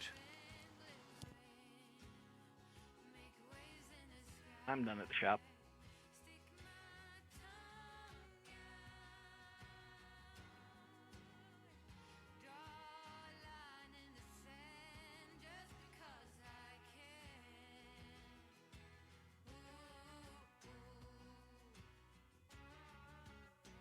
And do we know anything about her beyond the fact that she just kind of has this apothecary and that Hawakon and Esther delivered things to her?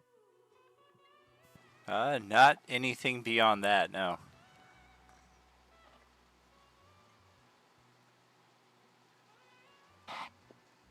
Can I maybe do like a perception check to see if I get any kind of like vibes or whatever from her and like personality read or something?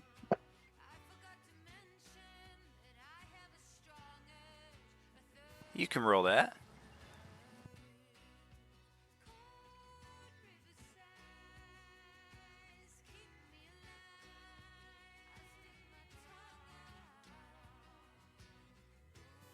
In general, she would appear to be joyless, all about business. Likely has no interest and no time for anyone who is not a mage, and possibly more importantly, someone who is established as part of the mages of high sorcery. You would gather that she likely has a great many secrets. Man, you can't tell me that and expect me to do nothing with that. Um, but I will do nothing with that and hang back while everyone else gets whatever they need out of here. And I think we should all be proud that I actually paid for that potion.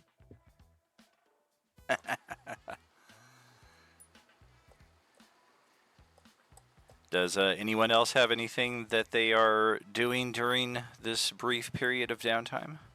I saw there was a lot of text in the chat, but I was not keeping up with all of that. Yeah, no, I was just helping to train and doing some of my own training in the the training grounds. All right. So yeah, I had posted on there that downtime activities. There's practicing a profession. Yes. With the performance skill, you can basically maintain a wealthy lifestyle. Okay. And to pay for a wealthy lifestyle in the book, it's 4 gold pieces a day. So basically, I make 4 gold pieces a day with performance. So however many days it's going to take for our downtime, tell me how much I make. I would say 4 days is what we're looking at. Okay. But go ahead and roll the performance check because it's possible. I would say 4 is the minimum.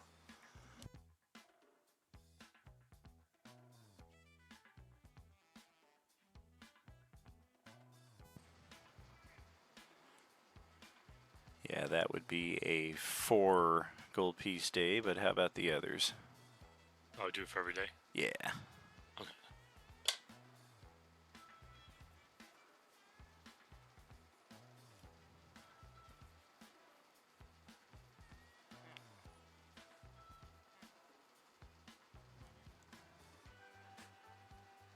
So yeah, 2 of the days are the baseline 4, 2 of the days are 8.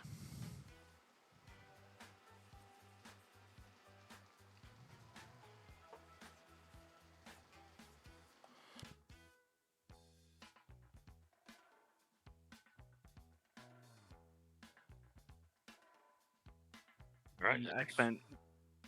Go ahead. No, I was gonna say I'm good for me.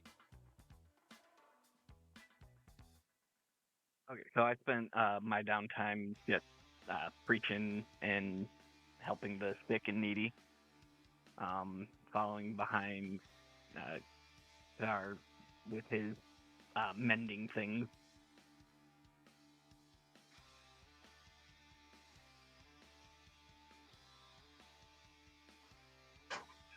Yeah, the mending thing is that Kadar walked around and just random items that had been thrown away, just cast mending on them and handed them to whoever was watching. Okay. Yeah, you are finding that in the midst of these uncertain times, people's skepticism and, in some cases, hostility towards religion are not as prevalent. So, whereas even a few weeks ago, you could imagine trying to proselytize like this in public and it being somewhat of a dangerous affair to this is actually, man, it sucks that it took the potential eradication of our way of life for people to come around to this, but it's kind of nice finally.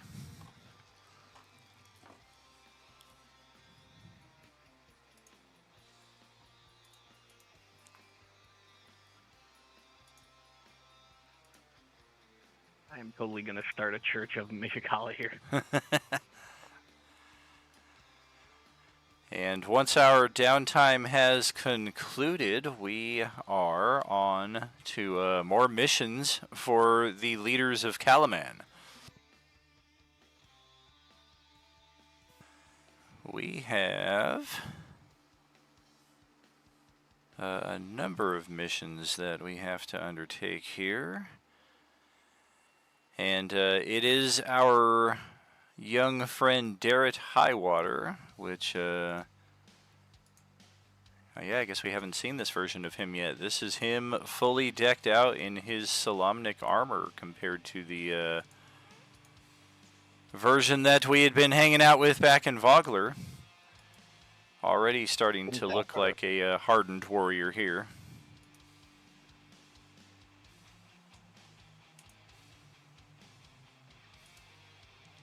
He's filling out quickly. Yeah, yes he is. He's getting a lot of training here in a very short amount of time.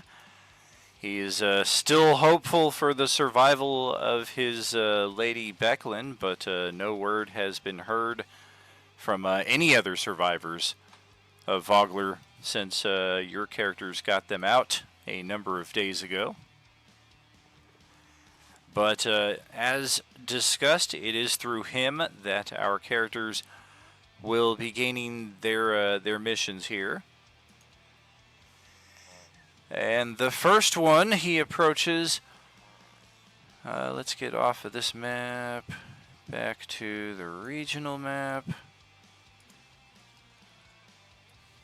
Let's clear all of these carcasses out.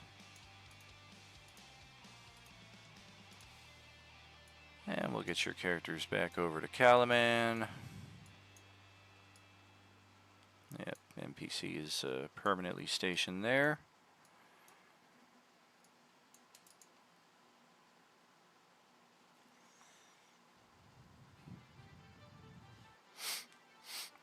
We need you to investigate a farmstead. It's approximately 20 miles east of the city. We have reports that the farm was overrun by soldiers, possibly of the Dragon Army. The residents who formerly lived there gave first-hand account of the information. We need you to leave with all haste.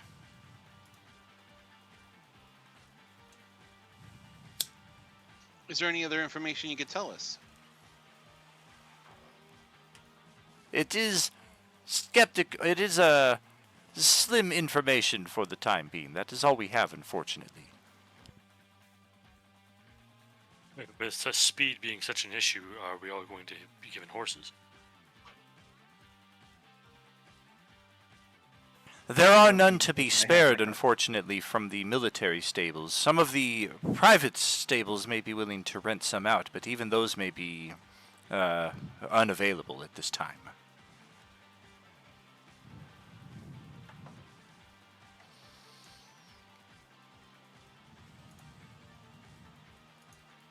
Well, look at you guys with the turnout. 16 viewers tonight. Much love, friends. No are you without you. Well, then I guess there's nothing for it. We'll have to quick march or something. Yeah, you Unless, could certainly check into renting horses. It's just a chance on the dice. Right.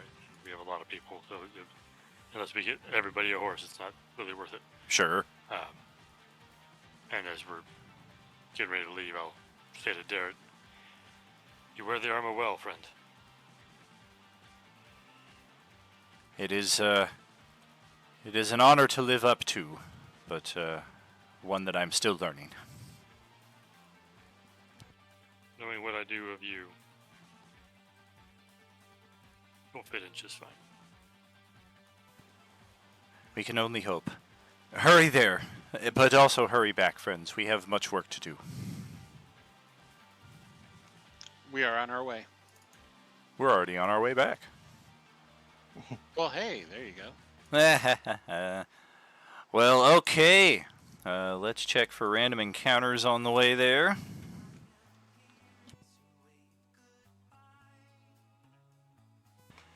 All is calm and clear. Each of these hexes represents 6 miles, as we can see in the middle of the bay on the east side of the map. 3 hexes east of Kalaman, just about 20 miles. You find a ransacked farm. You can see the ruins and the lingering smoke of it from more than a mile out. And as you... Oh, go ahead. As we kind of get within that kind of range of it and see the smoke, I'll kind of motion for everybody. Do we wish to try approaching this with more of a stealthy approach? I am not built for stealth. I did not ask that question, did I?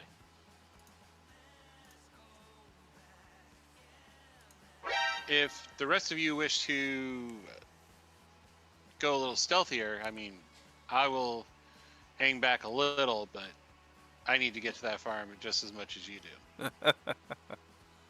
I have learned some tricks of the trade upon attaining, well, not really attaining, but being accepted into the Order of the White Robes. I can put a field around us that will conceal us and hide our tracks as well.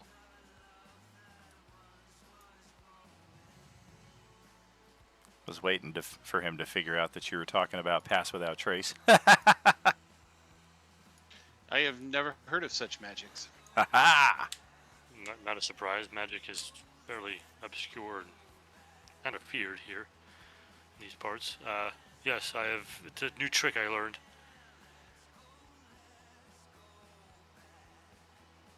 If I can conceal us all, it will make us much harder to detect on our way in.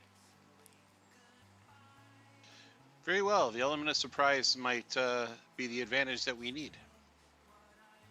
Would it help if I could fly above and scope the place out and use our newfound hawking devices to tell you what I see?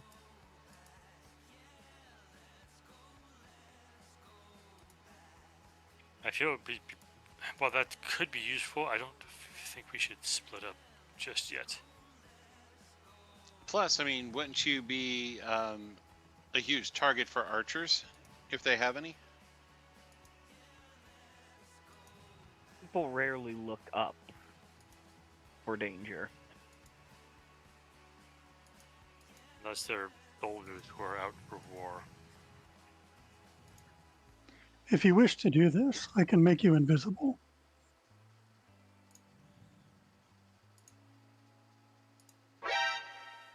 Would that include my carpet? You have a carpet that flies? What?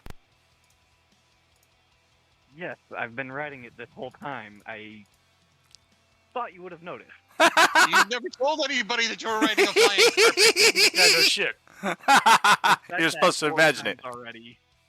I've said that 4 times already. I didn't hear shit tonight. I didn't hear shit from you about that. I didn't hear anything. Oh, but I'm the stupid one. He maybe didn't have the push to talk turned on when he was talking Yeah, no about kidding. Maybe the stupid one is the one who didn't use push to talk and was telling himself that he had a flying carpet. Goddamn sneaky lad. I have armor, class 4 armor. No, he's definitely said he's been on a carpet before. No, At least someone's listening. It's certainly the first time I've noticed such a thing.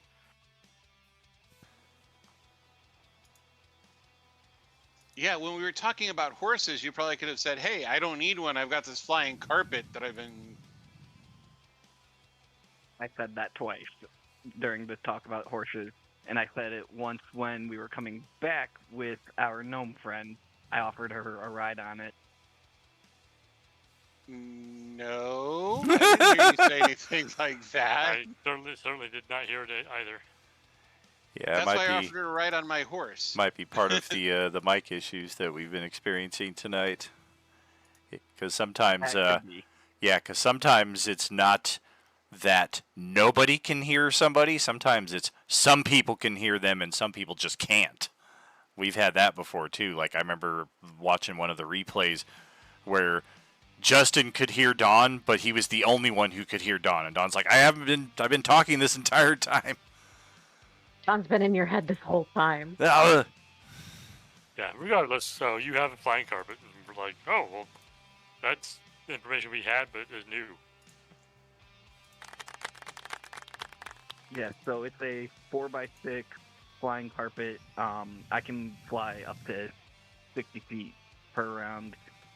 It can carry 400 pounds.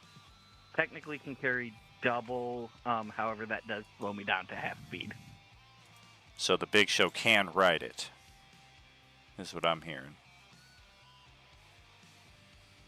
Theoretically, yes. Nice. I, of course, leave such a decision to you if you feel, with the offer of invisibility, indeed as well, if you feel like you want to do that, then go ahead. Does everybody else wish to pass without a trace as we get closer?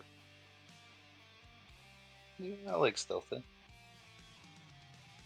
I'm As I awful at said. stealth. Well, no, his magic is supposed to stealth us, so yeah, that would probably be, again, as I said before, the element of surprise would probably be the best.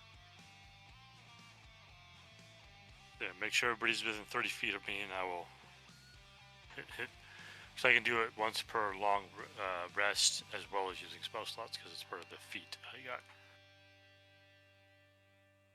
Well, go ahead and post up the spell, and we'll see what we're looking at.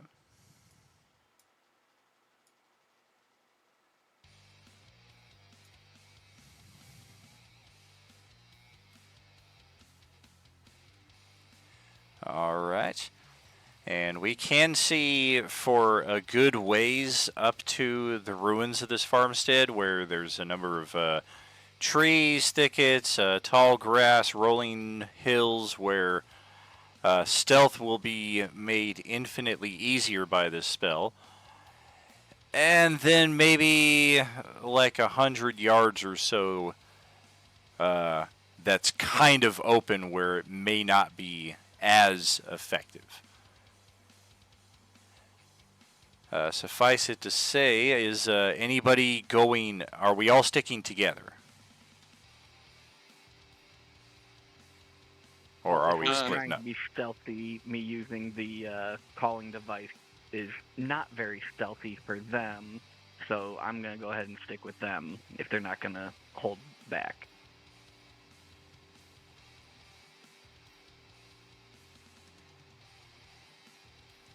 Alrighty.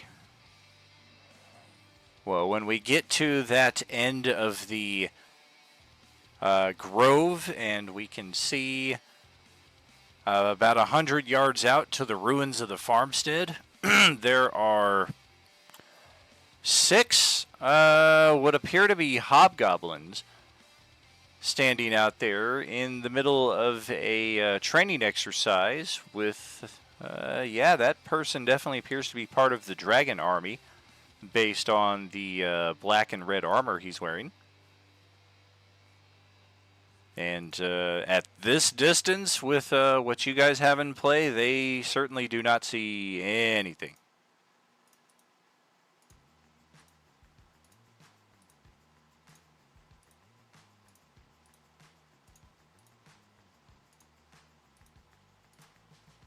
Do they look like they're guarding like a barn or the farmhouse to, like, if they have prisoners or something? There's not any structure that's left standing, so you don't imagine that they've got anybody captive anywhere. And they're certainly not guarding anything. They are fully focused on whatever this dude is trying to teach them as far as combat.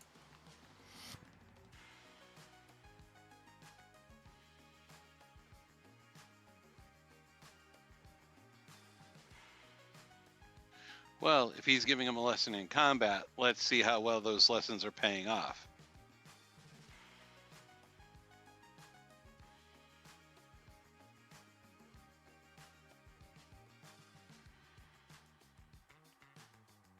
How close is the guy teaching them to the smoke?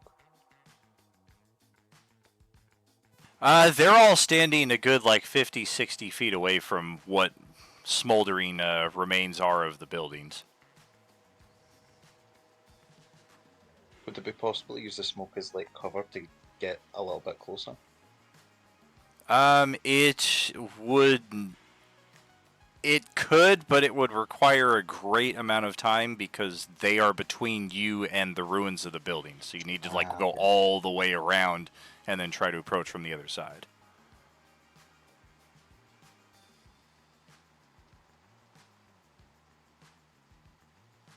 Nice. Wanted to try and get close enough to attack this guy. Well, we're all moving up closer and quietly due to the pass without a trace, and we're going to try to get the jump on him. Okay. I will remind you that once we break this cover here, there's 100 yards where the sun is shining on you, the shadows are removed, and you are essentially spotlit, i.e. Stealth will be very, very difficult, and as we know, it only takes 1 to spoil it for the rest of the group, so that's why I'm asking like you... me in very shiny armor? Right, that's why I'm asking you here while you still have Stealth from 100 yards out, how you want to approach this. Is there a way to go around and get closer, or are they pretty much right in dead center of the clearing? It's pretty clear, for the foreseeable horizon. The last area that you guys are going to get the jump on these god-awful low-level character creatures that you guys have already killed by the dozens already. This is as close as you guys have.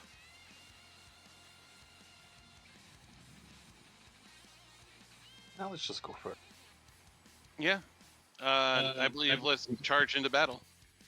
Before we do that, can I make a surprise spell? And if you got something that can hit from 100 yards out, then be my guest. I've got plenty of them. I'll try and shoot one. 100 yards, 300 feet. Yeah, I can shoot 240 feet with the sniper feet. Okay. As soon as you guys break cover, we're rolling initiative. So if we want to start attacking from 240 feet out, we can certainly do so. Just keep in mind action economy. We're going to have one person taking a turn while everybody else is going, I move, I move, I move. We could have No. sneak I want go to for it. do it as soon as we break cover and they'll be able to see us. Which you said was at 100 feet, right? No, 100 100 yards. 100 yards, 300 feet. That's why I think we're missing something in communication here. Because yeah, if the max range is 240 feet, that gives us a 60-foot buffer there, where they could be like, "Hey, look, someone coming! Roll initiative." I will say, they're hobgoblins. So, I mean, strategize as long as you feel comfortable against something that are going to die in one shot from each of you. This combat could have been over already. Right. So I'm hopping on my horse and charging into battle. Let's move. Alrighty. So, yes, let's get some initiative going here.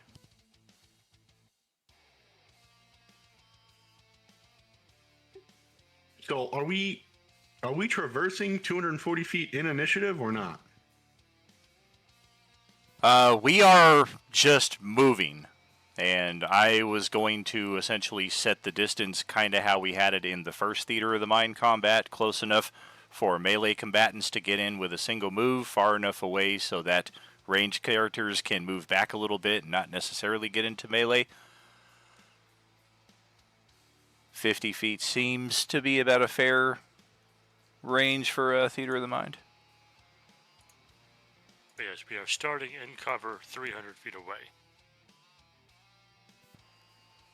My question is when are they going to see us then? Because you made a point of saying as soon as we step out with 100 yards, we're going to be shined on and whatever. The light's going to see us like we're not in cover anymore. Yeah, so basically we're now in combat, out of cover. They saw us, we saw them, and we're all going on our initiative rolls with no surprises, no et cetera, et cetera, et cetera.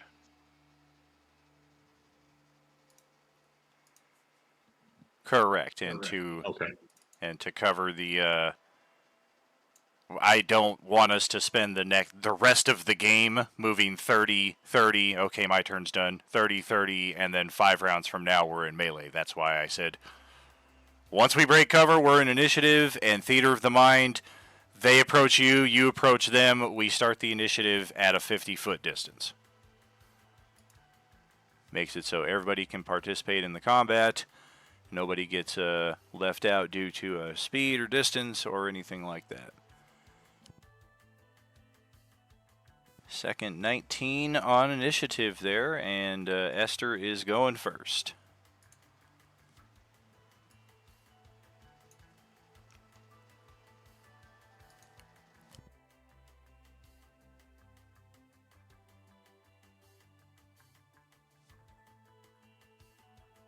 All right. Are any of them within 5 feet of each other? They are not.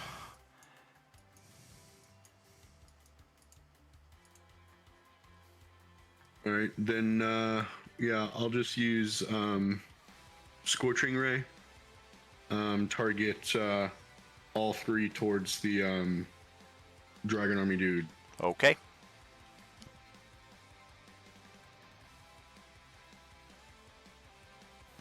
Hit, crit. Guy's dead. The hobgoblins surrender. Congratulations on the shortest combat in the history of D&D.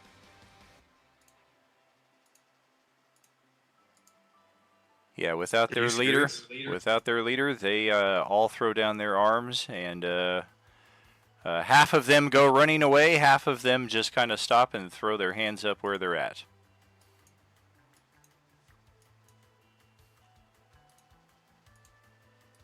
Well, all right then. Looks like we've got 3 prisoners. Does anyone speak Hobgoblin?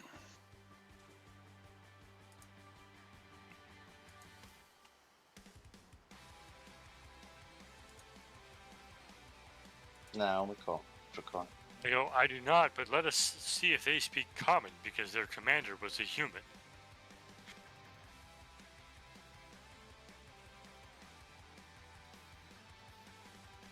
Do you understand the words that are coming out of my mouth? Yes. See? You shouldn't make assumptions, Sir Reginald.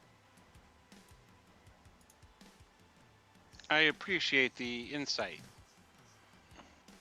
We're just recruits. We don't know nothing. Newest members. You do know what happened here. Was there any reason for the attack? Order from command above. The dead commander has 50 gold on him. Bunch of burned other shit.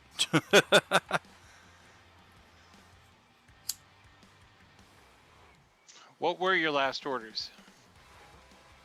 He said, "This is your final test. Dispatch fools and earn place in Dragon Army. And then you kill him. So we, yeah. Where is your encampment? I don't know. It's in the notes somewhere. Did you check the notes? I didn't check the notes. What about you? You were in charge of the notes.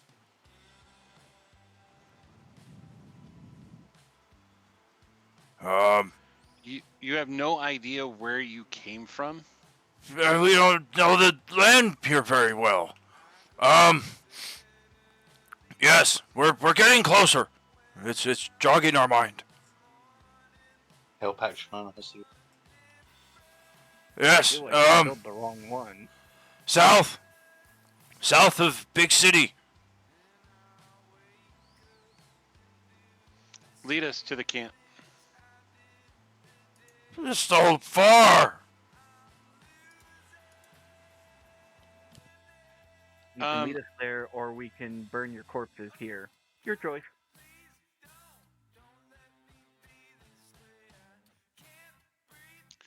I'm gonna look around and see if they have any supplies, like, food stores or anything like that they brought, or... Nothing. Like, they didn't look like they were planning on making this place a base or anything like that. Like, they've got their standard field kit with them with a few days of supplies. Oh, okay. What I wanted to make sure is see if they, were prepared to be out for a few days, or if they are lying and not, Yeah, I like, mean, "No, they've we're got way this. over there." They got the same stuff that you do, basically. Like, if in a pinch, you could probably survive out here for a week with what you got. Okay. But it's nothing but maggoty bread for 3 stinking days. It's back on the menu, boy. Ah, why can't we have some meat? Did they take that rations from the orcs? I wouldn't. Ron wriggling. I don't care how far it is to get back to your camp. You're leading us there now. Oh.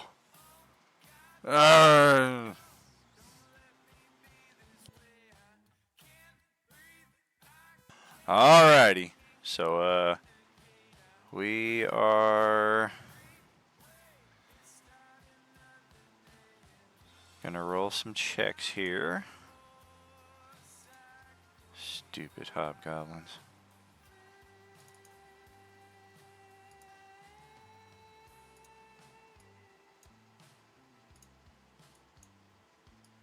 And this is why the Coalescence is built the way it is. Da, da, da, da, da, da.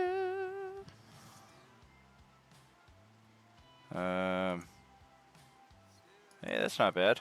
That's god awful. So the hobgoblins immediately begin arguing about which way is south. And particularly, 2 of them agree on which way is south, but they don't agree on which point to turn south. One of them thinks that we should just go south from here. The other one says, no, it's south from the big city. The other one believes that south will be somehow across the Kalaman Bay right here, and you guys will have to somehow float 15 or so miles across the water. We gotta get a rat.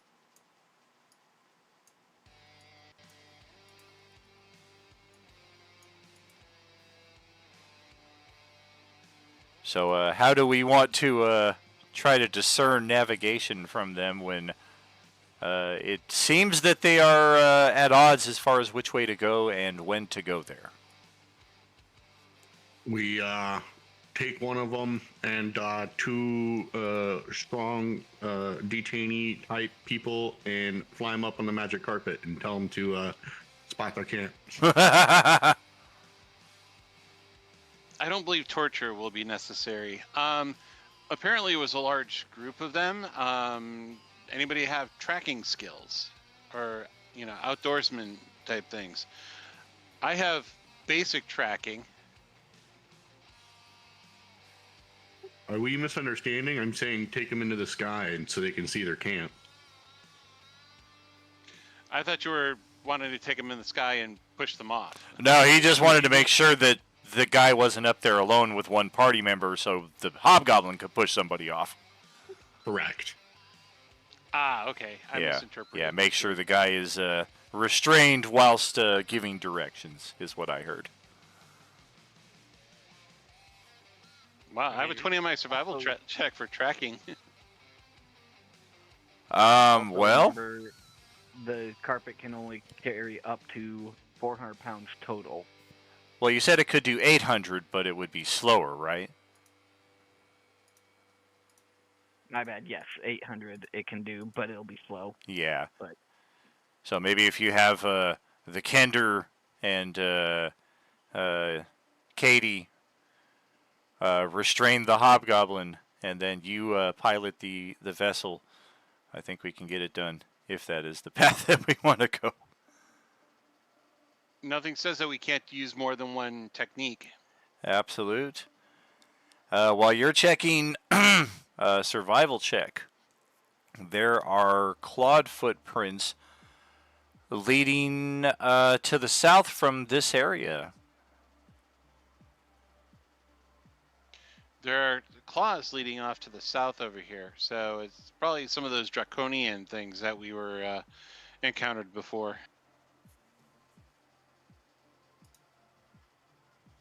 Should we and just what does the hobgoblin point to once we get high enough up?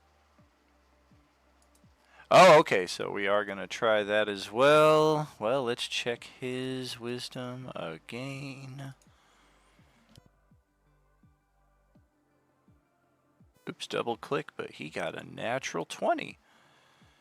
Hell yeah. Quite the opposite of our usual NPC activity. Yeah, he's pointing in this direction, pretty much straight south.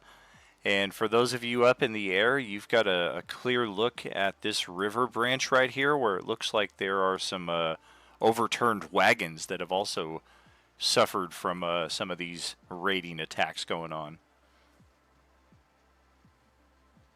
Sick. So when we go back down, we tell the rest of the party, which will also discover that it's directly south, and we can tell them about the overturned wagons. Hails to the air. Let's head to them. All Did right. you see For the win. like a large encampment or no? No large encampment, but it is a good 20 or so miles out in the woods and mountains.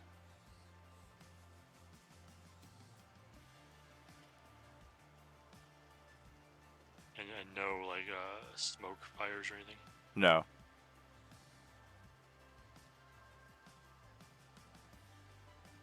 Okay.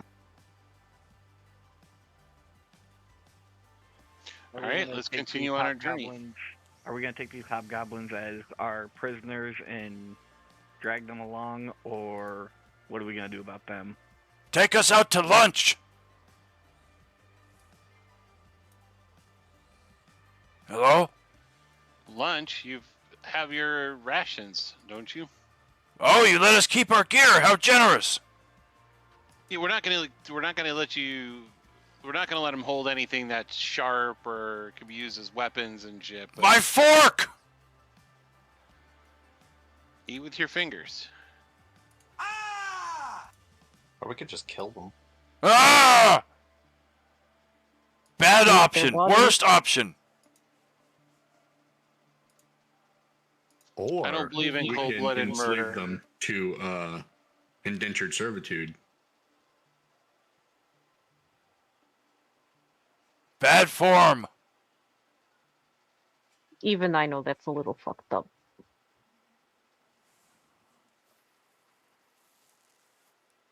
So we've got death, we've got freedom, and indentured servitude, but servitude's the worst one. Yes. I mean, I can understand where we're coming from. I mean, we can't let them go free. They could go back to the camp and warn of our approach.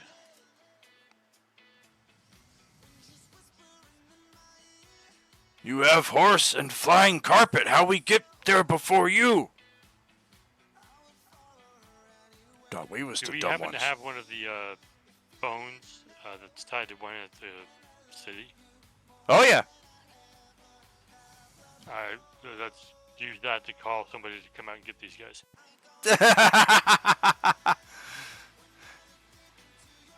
Leave them tied up and let the guards come. Sounds good to Call me. for backup.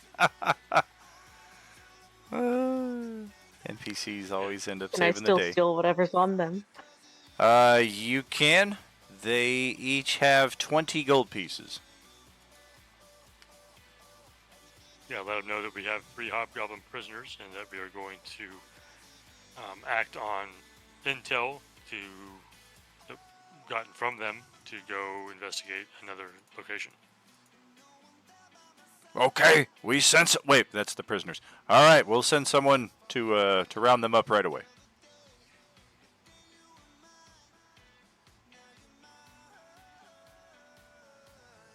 All right, let's head south.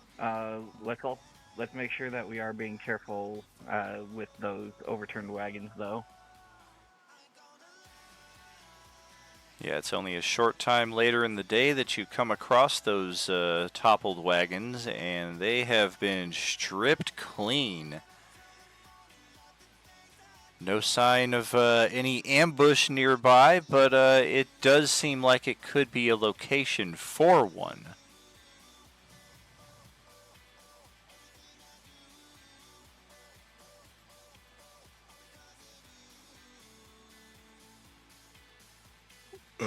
Can we do like a perception check to see if there's any ruffians about? Absolutely. I rolled that survival to see if there's any signs of bloodshed at this location. Definitely. And There's following. no, and that was for the stealth. Say again?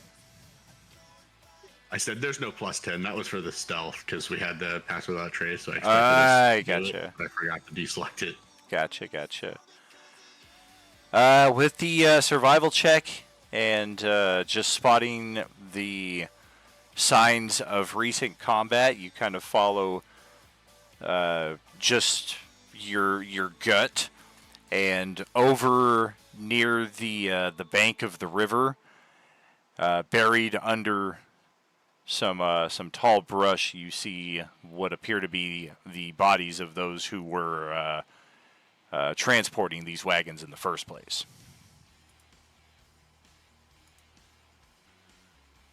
I'll motion.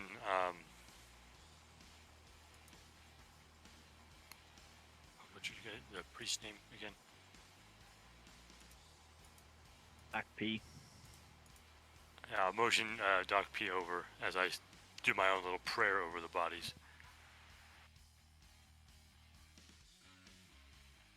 And as far as our perceptions, there does not appear to be any ambush waiting here, though you have a sneaking suspicion that this site was set for one, and not just for the wagons that passed through, but also leaving this site in the state that it's in.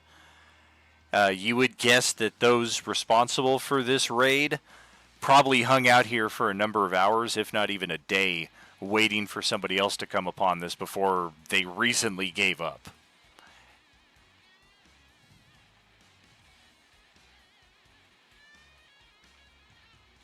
Okay, so if the area seems clear, I'm gonna perform a quick rite for the dead civilians. All right.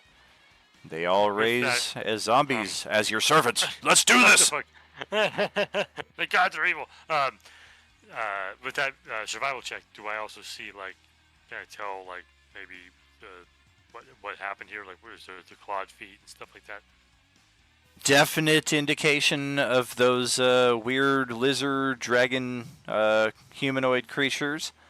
And the tracks continue to lead south across the river, so matching up with what our hobgoblin prisoners told us. And at this point, they will be taken into custody and transported back to Kalaman. And execute. Is there any way to determine the size of the force that was here? It doesn't look too big, just a small skirmishing force, maybe 8-10 people total. I will let the rest of the group know that if we want to continue tracking these guys.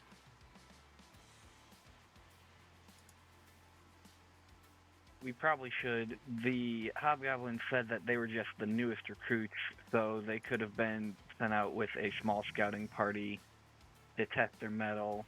So there could be larger forces gathering further south, and we should definitely investigate that. Indeed, it would be a good idea to know where they are.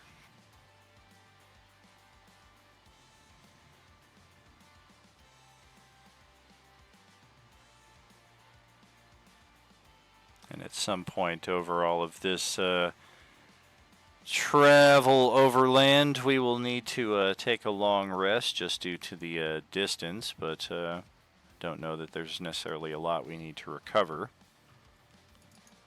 My level 2 spell slot. I rest my case. There's not a lot we need to recover. Why Get my didn't boots. that stay? There it is.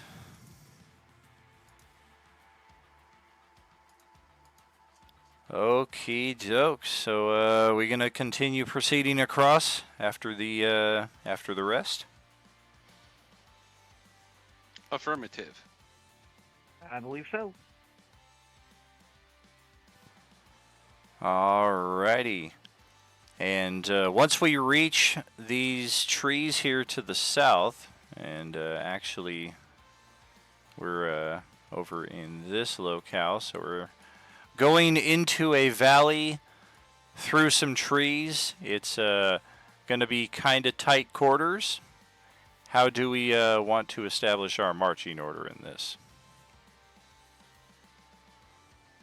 I should be near the front.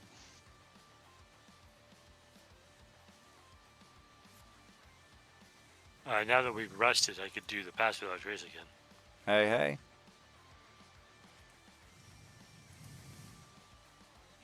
Since it's all trees, it'll be useful. Just walking along with everyone. I can kind of float Roughly in the above middle. that pretty much anywhere in the marching order. Aster is going to be last.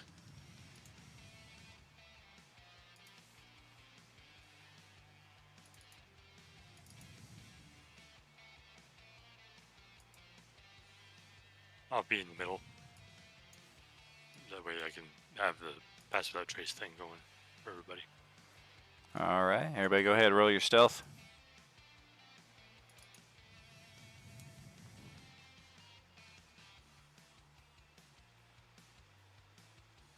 $27. Nice, I got a 32.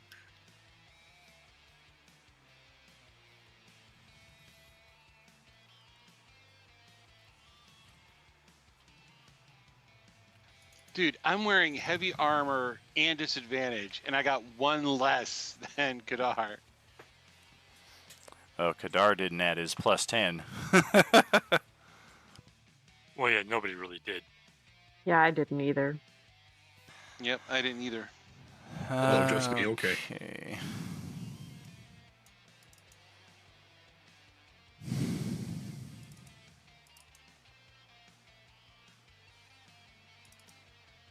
So mine's the lowest.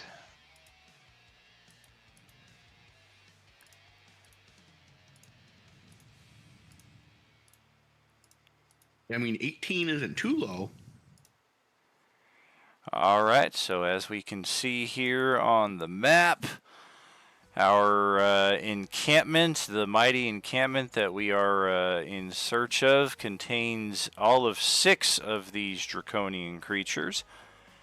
One of them is on alert, looking right down the path that you guys are approaching from, and from only 20 feet away as you guys round the bend to where you guys suddenly come across this campsite. If you guys hadn't been so stealth, there would have been no way to avoid. Holy crap! Fight right now!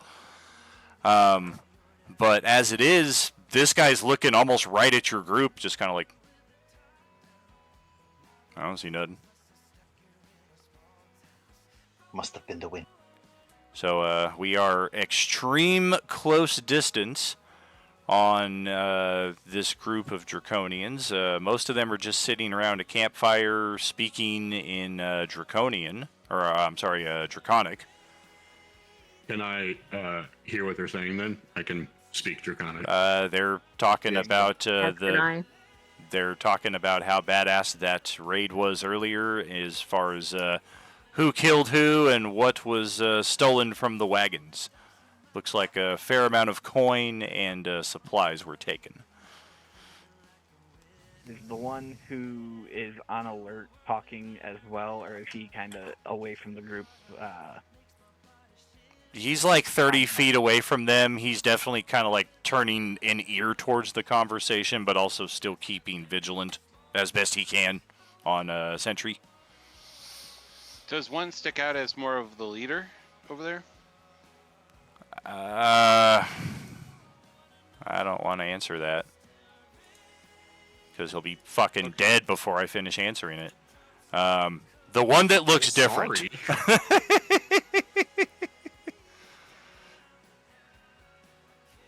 Okay, before we roll initiative, I'm gonna go ahead and cast silence on the sentry. That way he can't sound an alarm. What is the zone for silence?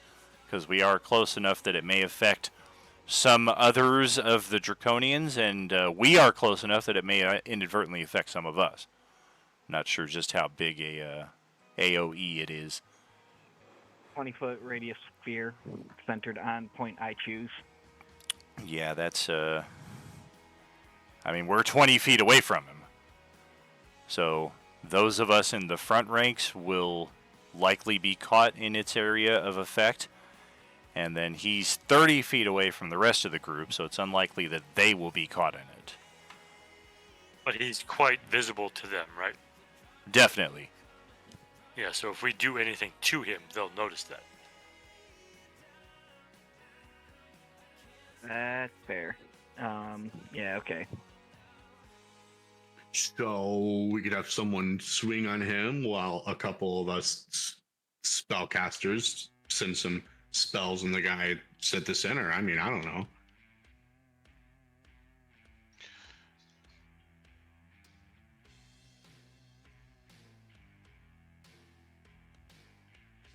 I want the leader. Oh, it's not like unless he's wearing a rank insignia, we don't know who that is. Right. Kind of want to try an intimidation check just to have them give up. Well, any number of options. They are a bit tougher than the hobgoblins you wiped the floor with earlier, but you've got them with their pants down here pretty much, so Yep. one solid round of assault, it's unlikely that most of them will be standing after. It's Yeah, also, and I don't think we'll have enough time to really talk strategy. right. We're really close. Sure. Being that we're right here, we can't really have a long conversation about Right. it. I mean, I guess I would like to just cast a spell right in the center of the camp then. Yeah, how close together are the other people? They're all around a campfire, so I'd say within 15 feet of each other. Okay.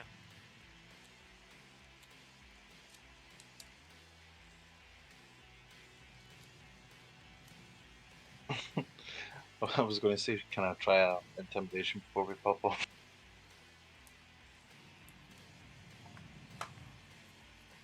I mean, this is the surprise round. We each get a surprise action at this point. Yeah, I'll give it a try.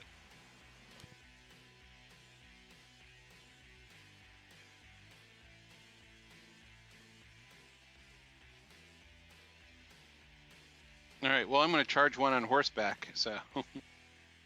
Yes, indeed. And I would end up shooting my crossbow at the one that looks different then.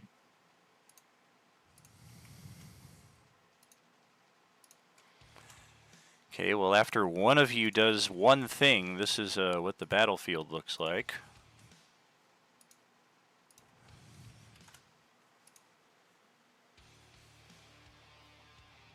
And that is a successful shot on the leader, who is already halfway dead. That is a near miss from Don. My AC is 15.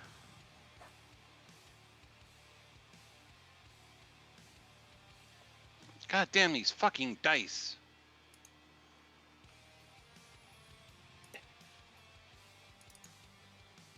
What else we... Intimidation after they just get robbed.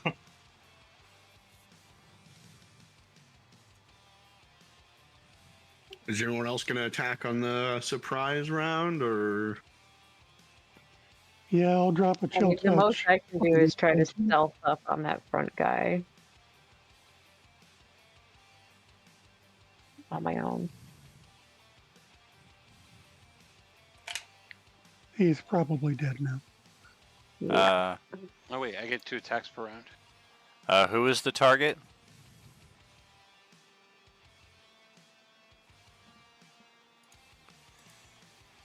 Yeah, that one will be perishable.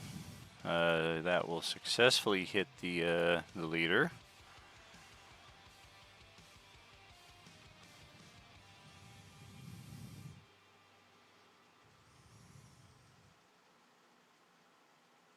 We got anything else? It's on one of them, so that if they do survive it and want to attack, there'll be a disadvantage.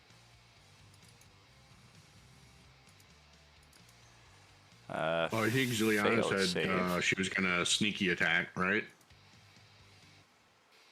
I mean, that's all I can do. I don't have anything that I can do from a distance. So the only thing I would be able to do on like a surprise round would be to try to stealth myself over there and stab somebody. Surprise round is... never mind. Just, yeah, go ahead.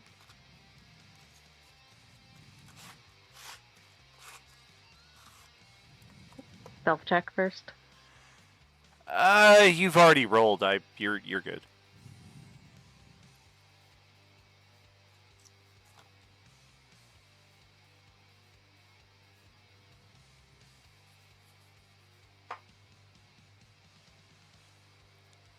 Okay. So, if that was against the different one, he Yes, is sir. still alive.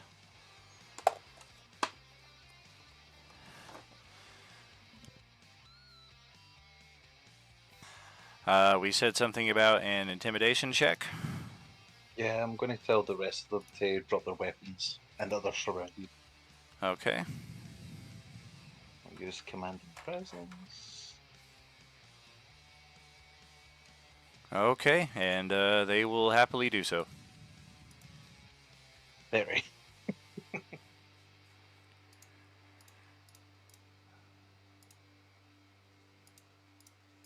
Getting Storm King's Thunder vibes.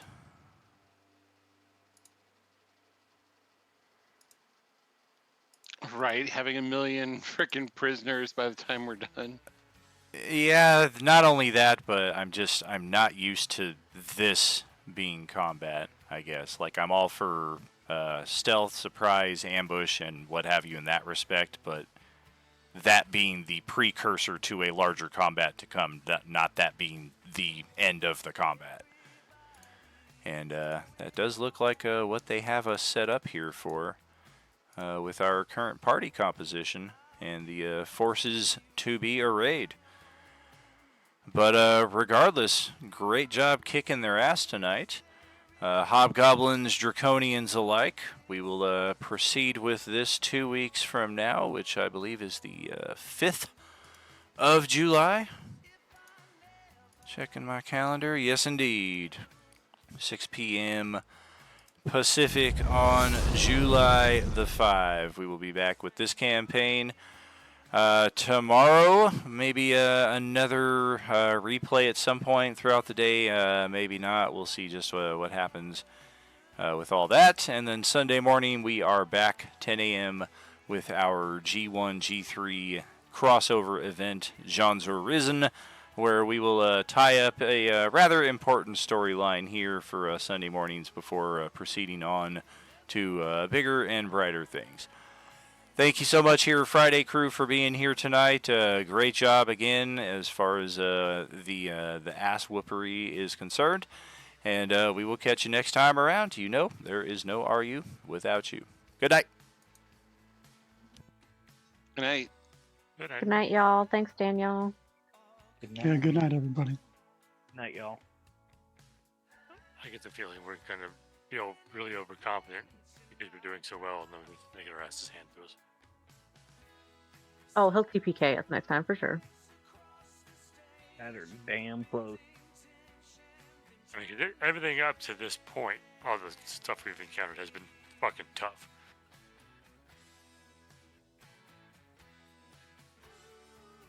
I think these little ones are just gonna be like, oh yeah, you're doing so well. Well, to be fair, the one robot electronic thing or whatever that we fought, I did accidentally explode it. Like, it was not on purpose. That was dumb luck.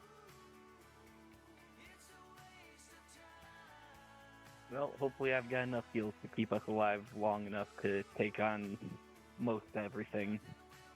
I'm also a healer as well with my bard spells. And I have some healing as a paladin. I can cure poisons. Yeah, I I'm can just a steal potions. hooligan.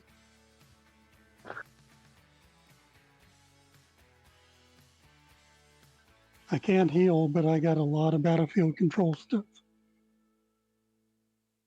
I mean, we're definitely got some stacked abilities here, but this is one of those moments where I feel like I'm waiting for the other shoe to drop because it's like, oh yeah, we're doing really well, but that's bad.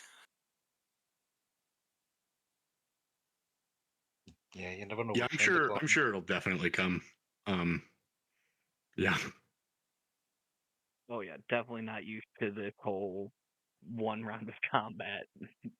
Something's gonna happen soon. I feel like maybe the module's like, oh yeah, like you're doing so well and everything's going your way. Oh, fuck you. Listen, the first time was an accident. All right, I didn't expect it to happen. No, none of us did. Heck, I was seeing what spells I was gonna start flinging at them to help you, and then you just go ahead and kill them right off the bat. Yeah.